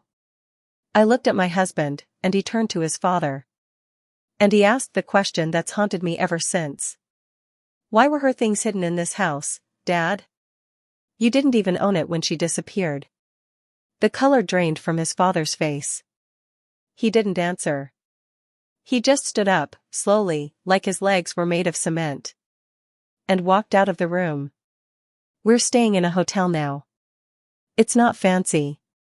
One of those chain motels off the highway with humming ice machines and the kind of curtains that never quite close all the way. But it feels safer than the house. Safer than the quiet. My husband hasn't really slept in days. He spends most of the night sitting at the small desk by the window, hunched over the copies we made of the letters. Flipping through them again and again, like the words might shift under the light, reveal some hidden meaning. He's convinced now, convinced she was never taken to a hospital. That she never even left the house. He thinks she was kept in that room. We hired a lawyer. Quietly. There might be a police investigation soon, we're being careful. We've kept everything digital backed up in multiple places. We even gave copies of the letters to a friend in case something happened. Because things have started happening. His father won't answer our calls. We've tried 3 times. Voicemails, texts. Nothing. He hasn't even been home. His truck's gone. The neighbors say they haven't seen him in days. And then, last night, someone broke into the house. We got a call from the local police around 2:30 a.m. A neighbor heard glass shatter. The back door had been forced open. Nothing valuable was taken, none of the tools, no electronics, not even the cash we left in the junk drawer. But the letters? The suitcases? All gone. The room behind the fireplace was empty, like none of it had ever existed. Except I still have the final letter. I made a scan. I keep the original in my purse now, folded like something sacred. If you find this, please remember, I never left you by choice. And now, he's remembering. Little things, fragmented memories, coming back like splinters. Screams. A lullaby, just a few lines of a song he hasn't heard since he was 5. He started humming it yesterday without realizing. I recognized the melody from one of the music boxes in the suitcase. He's quieter now. Withdrawn. Like the truth is trying to force its way out, but it hurts too much to say. And last night, just before dawn, I woke up to him mumbling in his sleep. One word. Over and over, just under his breath. Basement. I found a hidden room in my late grandpa's house, now I'm being watched. I'm 27, and like a lot of people my age, I was completely burned out by the city. The endless noise, the impossible rent, the constant pressure to be something. So when my grandfather passed and left me his old Victorian monstrosity in the woods of Vermont, it felt like an out. A weird, dusty, slightly haunted out, but an out nonetheless. Everyone told me to sell. My friends, my mom, even my real estate agent practically begged me to take the cash and run. But there was something about the place. I remembered visiting it as a kid, faded wallpaper, crooked hallways, the musty smell of old books and wood smoke. It was creepy, yeah, but nostalgic too. A weird comfort. Plus, I had this half-baked plan to fix it up and document the whole thing on YouTube. City guy renovates haunted house kind of content.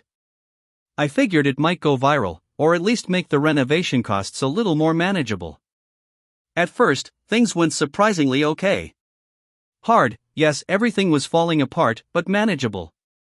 I started uploading videos weekly. People loved the eerie aesthetic of the house. My subscriber count climbed. It felt like maybe I'd made the right choice. Then I started noticing things. The blueprints I found in the attic didn't line up with the actual layout. There were sections of the house that just shouldn't exist. The upstairs hallway was about 3 feet too long. A closet was deeper than the floor plan said it could be. I brushed it off old house quirks, right? But then there was the basement. It was always the worst part of the house, low ceilings, constantly damp, just wrong somehow. I tried to avoid filming down there, but one night, I heard something. Scraping. Behind the wall. I followed the noise to a far corner, behind an old oil tank, and that's when I noticed it, a thin seam in the concrete. Like a vertical scar. I tapped it and the sound was off. Hollow. Different from the surrounding wall. I dug around the basement for hours. Eventually I found what looked like a rusted hinge embedded deep in the concrete. A door. A sealed door. I don't know what possessed me, honestly. Curiosity?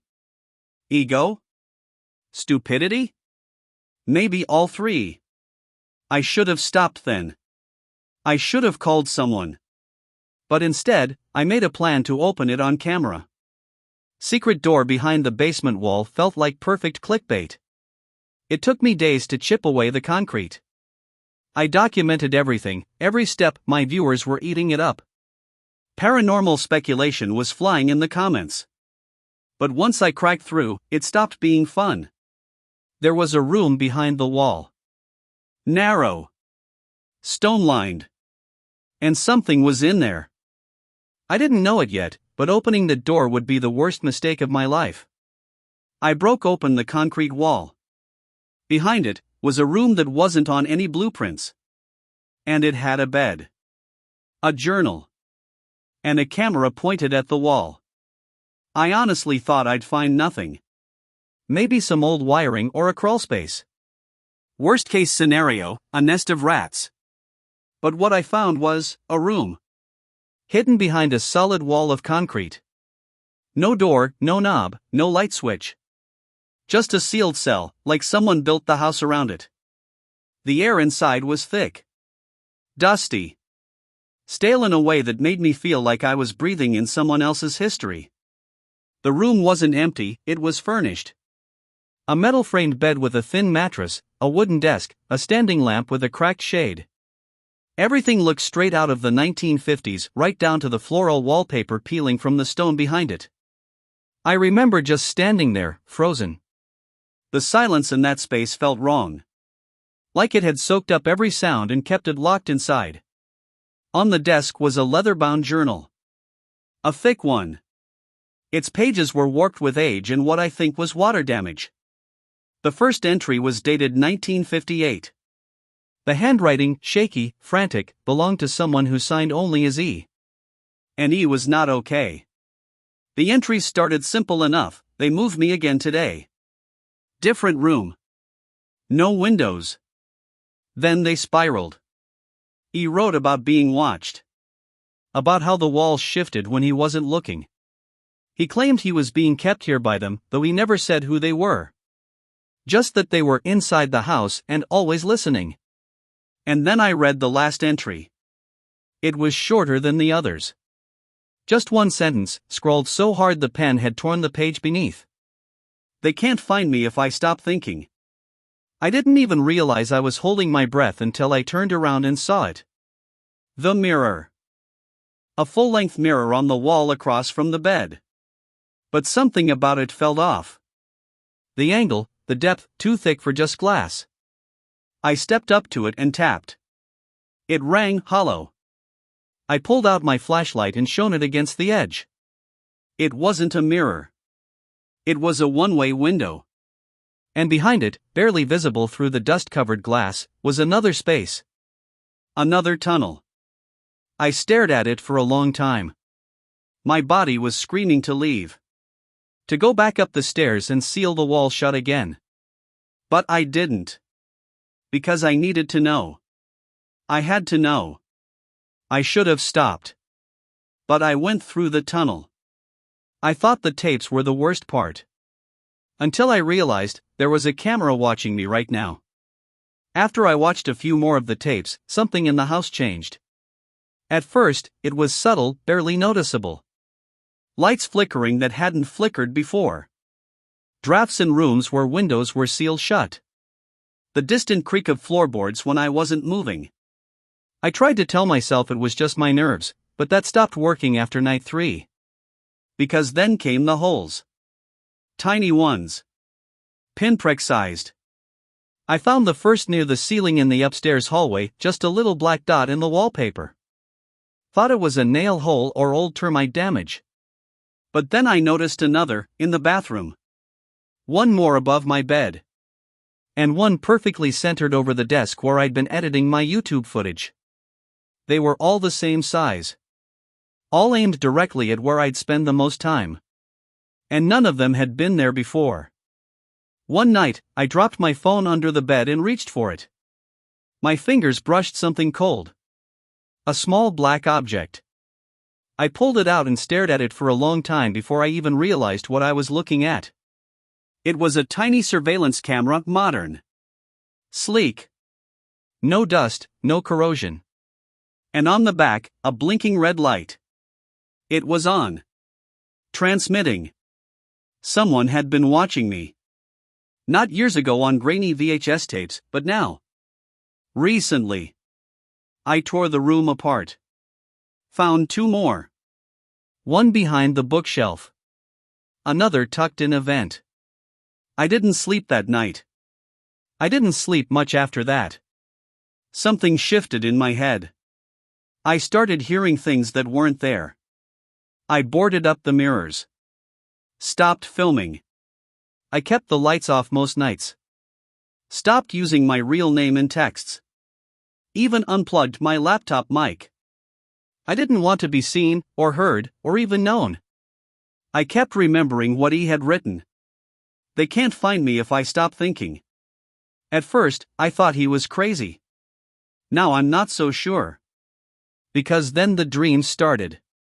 Always the same, I'm back in the hidden room behind the basement wall, except it's bigger, impossibly big, stretching in every direction. The bed is there. The mirror. And someone else. A figure in the corner, unmoving. Dark. Wrong. It's tall, but faceless, no eyes, no mouth, just the impression of a human shape, watching me with something deeper than sight. It never moves. Never speaks. But every time I see it, I wake up feeling like a part of me didn't come back. And then, 2 nights ago, I woke up and something had changed. There was a piece of paper on my nightstand. I didn't put it there. It was torn, yellowed, and folded neatly in half. 4 words. Written in jagged, uneven ink. You're too loud. I tried to leave the house. The roads were gone. Or maybe I was. I packed a bag at 3 a.m. and ran. Didn't even lock the door behind me. I didn't care about the tapes. The house. The channel. I just wanted out. I drove for hours, or I thought I did. But the GPS kept looping. Every turn, every side road, brought me back to the same stretch of trees. Same gas station, closed. Same dead deer in the road. No matter where I went, the arrow on the map spun in circles like it was stuck. Like I was stuck. By dawn, I gave up. I turned around and headed back to the house, thinking maybe I could try again with a real map, maybe call someone from a landline. But when I got back, something was wrong. The house looked the same at first glance, but the longer I stood in the doorway, the more it felt rearranged. The kitchen chairs were different, wrong wood, wrong color. A family photo on the wall was reversed, like it had been mirrored. Even my backpack, left by the couch, wasn't mine. Same model, but different contents. Different wear. I told myself I was losing it. Lack of sleep. Stress. But deep down, I knew the truth. This wasn't the house I left. I don't know when I am anymore. That night, I went back down to the bunker. I don't know why. Maybe to prove I wasn't insane. Maybe to find one more piece of the puzzle. There was one tape I hadn't watched yet, no label, just a timestamp. Dated today. I played it. The screen flickered. Static. Then, me. Standing in the bunker. Watching the tape. Wearing the same clothes. Same expression. Same breath. And then the me on screen slowly turned and looked directly into the camera. Into me. I shut it off. That's when I knew. This house, it's not a place. It's a trap. A loop. An experiment. Or maybe something older than all that. Something that watches, records, learns. I think it uses us to study itself. Or maybe to understand what we are. Now, when I'm alone, I hear whispers. Not from the walls, but from inside me. Sometimes in my voice. Sometimes in voices I've heard on the tapes. Sometimes in ones I shouldn't recognize. I tried to destroy the house. I did. I poured gasoline in the hallway, lit matches until my fingers blistered. The fire never caught. I brought my tools into the basement to tear down the walls. I turned around for 1 second, they were gone. Just gone. Like they'd never existed. Like I never brought them. And then tonight, I found the message. Scratched into the wall above the mirror. Not in paint. Not with a pen. Carved deep, like with a knife or a fingernail. This is where you end. I didn't write it. I don't know who did. I'm posting this while I still can. My phone's battery is draining faster than it should. The clocks don't work anymore. My reflection isn't synced with me anymore. If anyone reads this, please, don't think about the eye. I've been silent for 3 days. It helped. Until I slipped. And now, I think it's in my head. I haven't spoken. I haven't thought about it. Not really. I covered the mirrors. Turned off the lights. I started whispering nonsense in my head just to keep real thoughts out. Rhymes, random numbers, fake memories. It helped. The house got quiet. The walls stopped creaking. The holes stopped appearing. I could breathe again. But I made a mistake. I was dreaming, I think, and I saw it. Just for a second. Not the eye. Just the thought of it. That it was watching. That it knows when you think about it. And that was enough.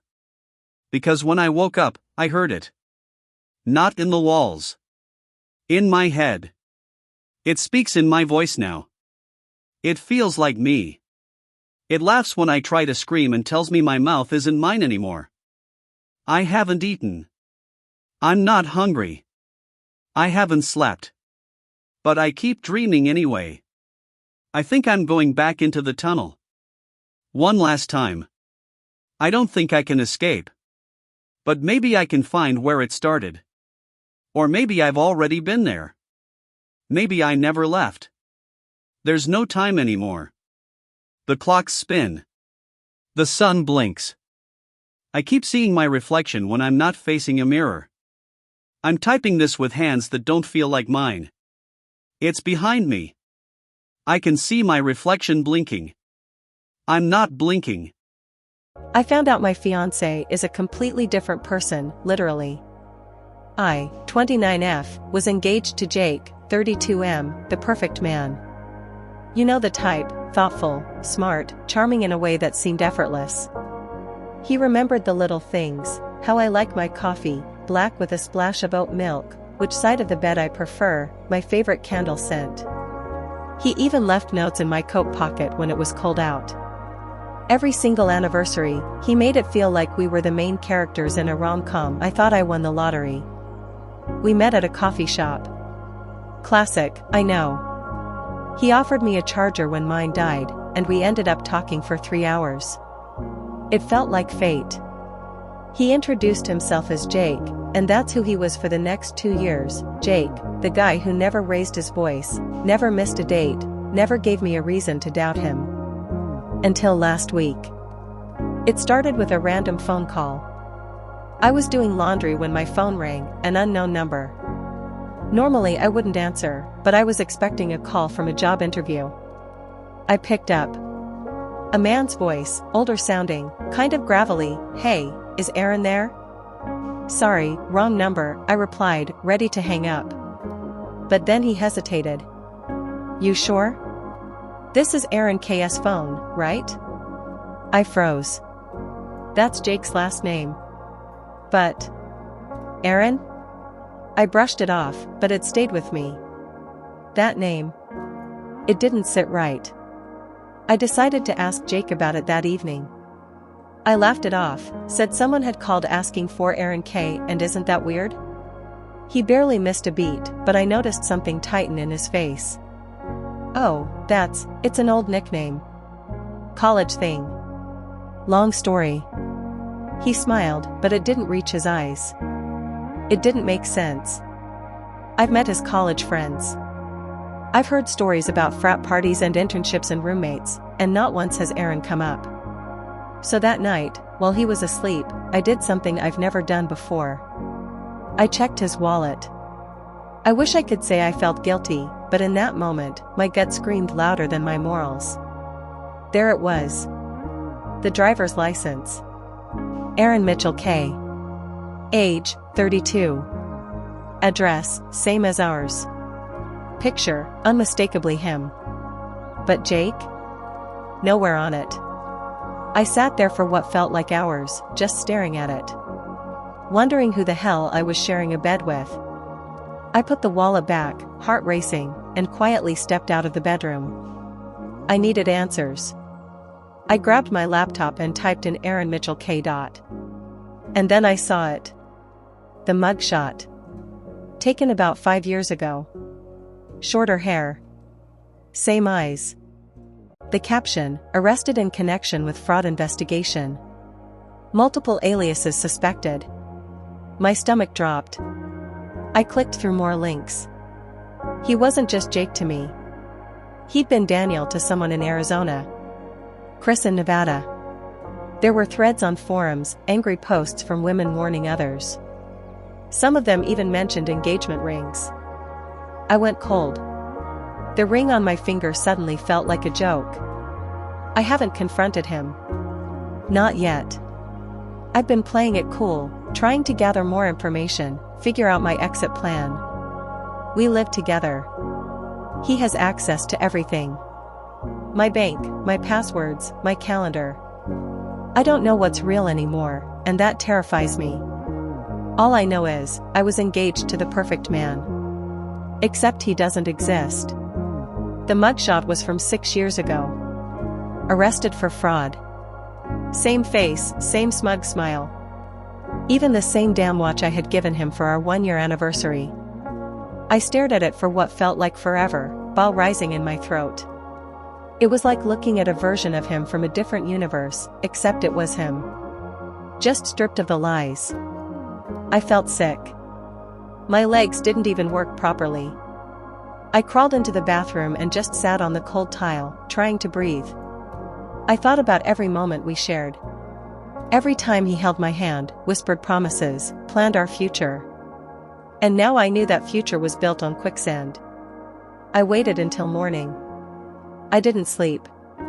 He came into the kitchen all casual, shirtless, sleepy-eyed, like nothing was wrong. I handed him my phone. The mugshot stared up at him. He didn't flinch. Didn't even pretend to be surprised. Just looked at it for a second, then back at me, calm as hell. No excuses. No panic. Just 4 words I'll never forget. I was going to tell you after the wedding.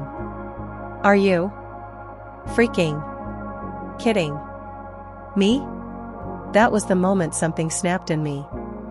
All the little red flags I'd ignored, the vague job history, the lack of social media, the strange reluctance to connect with my family, suddenly made sense. This wasn't a love story. This was a carefully constructed illusion. He sat down, like we were about to have a mature discussion over coffee. That's when I got the full story. His name is Aaron Mitchell K. 6 years ago, he was arrested and convicted for impersonating a financial advisor. He ran fake investment schemes, scammed elderly clients, and stole over $300,000. He served just under 2 years in prison. Good behavior. Some kind of plea deal. In his words, prison changed him. He found clarity, wanted a clean slate, and left that life behind. So he moved across the country, started over, and rebranded himself as Jake, the perfect man, the loyal fiancé. Except he didn't legally change anything. So every job he has now? Lies. Every lease agreement? Lies. Our wedding license application that we literally submitted last month? A complete fabrication. He's not Jake. He never was. Legally, morally, fundamentally, he's still Aaron the fraud. I told him we were done. I told him to get out. That's when it changed. The desperation kicked in. He dropped the calm act and started begging.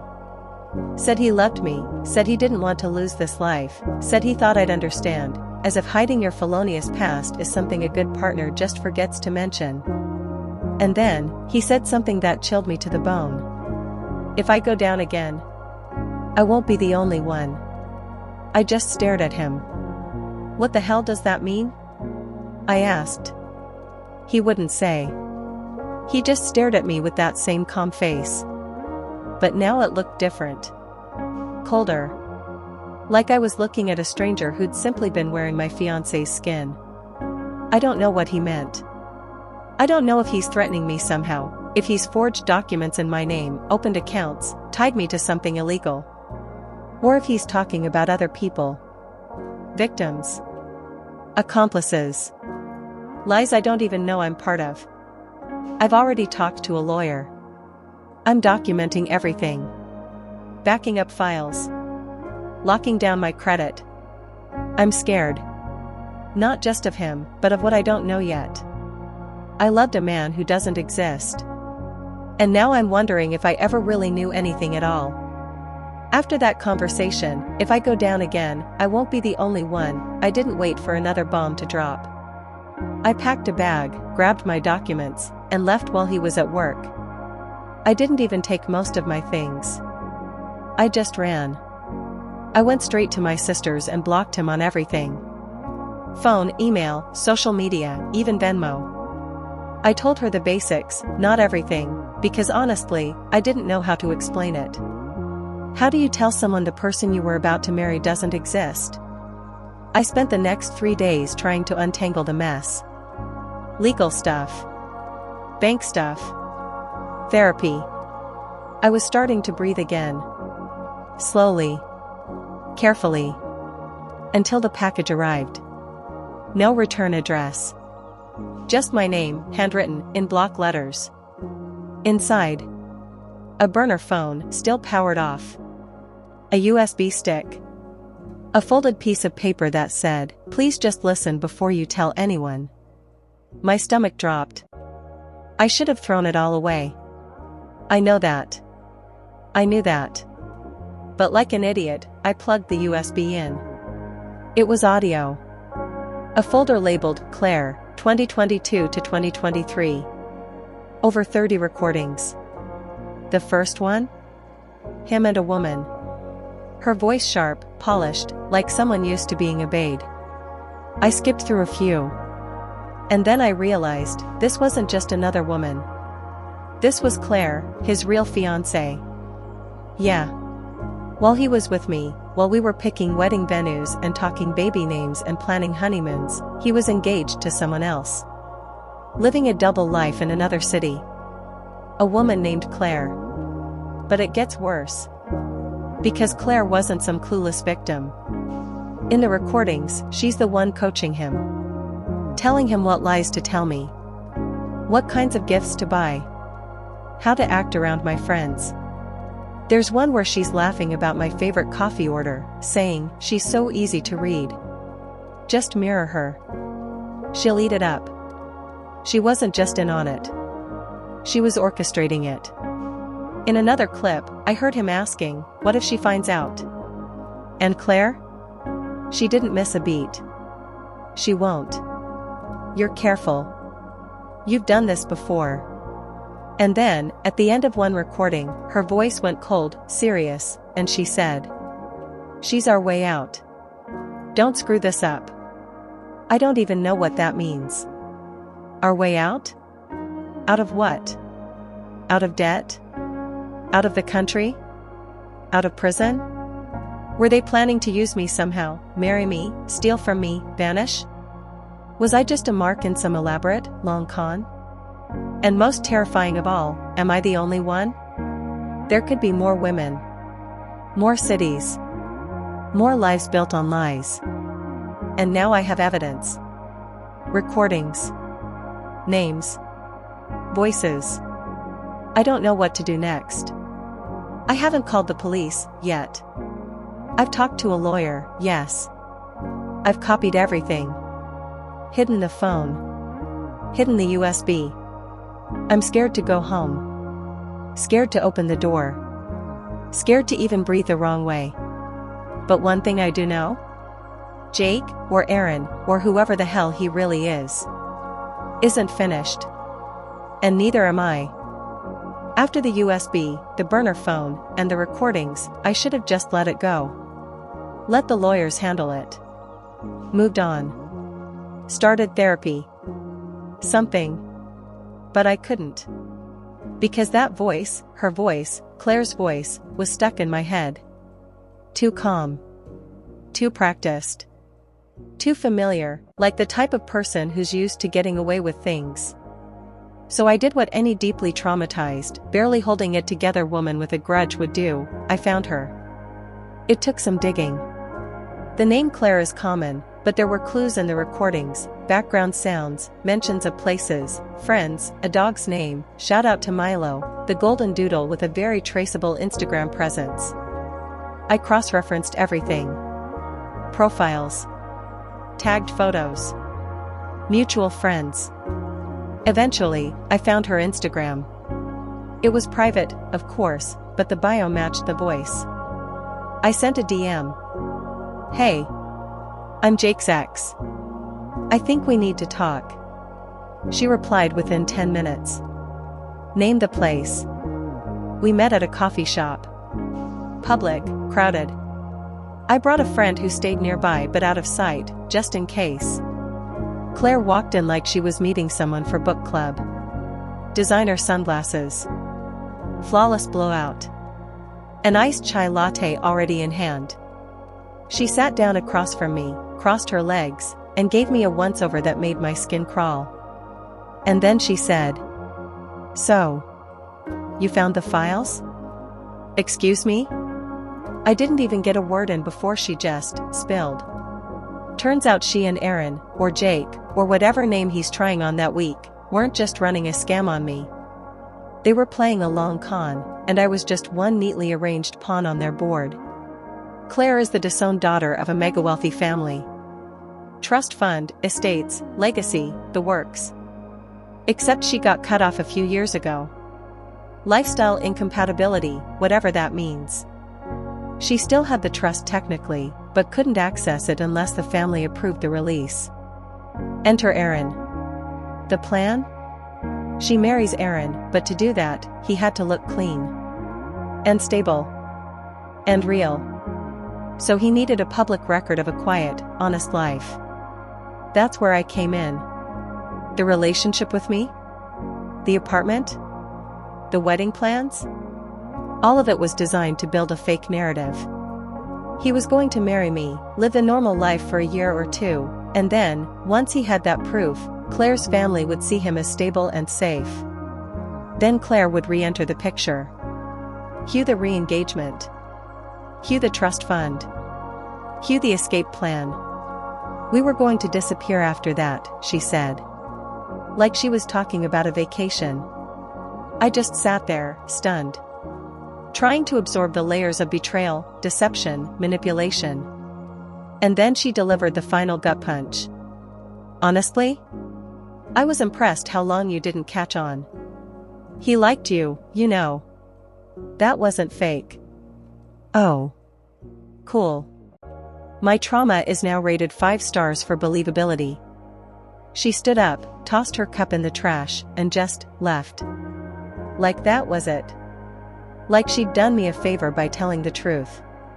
Now I'm sitting with this information and I don't know what to do with it. They didn't just lie. They used me, used my life, my love, my future, as part of some messed up Monopoly game to win money that was never meant for them. So yeah. I'm still with my sister. Still talking to my lawyer. But now it's more than just protecting myself. Now it's about justice. Because if these two think they can just disappear with a fortune built on the wreckage of real people's lives, they clearly underestimated the wrong woman. I played it cool. Pretended to be confused. Heartbroken. Devastated. Told Claire I just needed some time to process. She smiled sympathetically, like I was the gullible fool she always assumed I was. Meanwhile, I was already in contact with her estranged mother.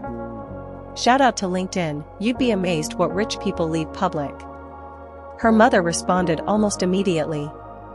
Turns out, Claire's family never fully trusted her after she got cut off.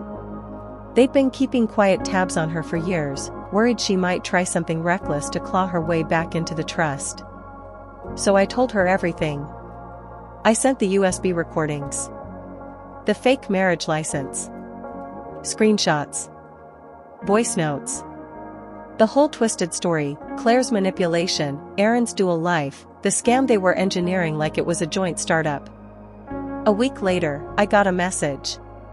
Claire's trust lawyer wanted to meet. I brought copies of everything. Chronological. Labeled. Organized. I had dates. I had documents. I had receipts. 2 days ago? Claire and Aaron were both arrested. Fraud. Identity theft. Conspiracy. Wire fraud. Multiple counts across multiple states. Turns out Aaron had more going on under the surface than even she knew. The feds were already looking into him, I just gave them the missing puzzle piece. And the cherry on top? Claire's family isn't just cutting her off for good, they're suing her. Civil litigation. Breach of contract, attempted financial coercion, defamation, basically, she blew up her shot at redemption in one slow-motion implosion. But here's the real kicker. Because I was technically Aaron's fiancé, and he used my name and identity on forged lease agreements, financial documents, and that fake Clean Life paper trail. They tried to implicate me. Yep. For a few terrifying days, I was getting calls. Questions. They wanted to know how much I knew. Whether I was complicit. Whether I'd signed anything knowingly. My heart did not stop racing.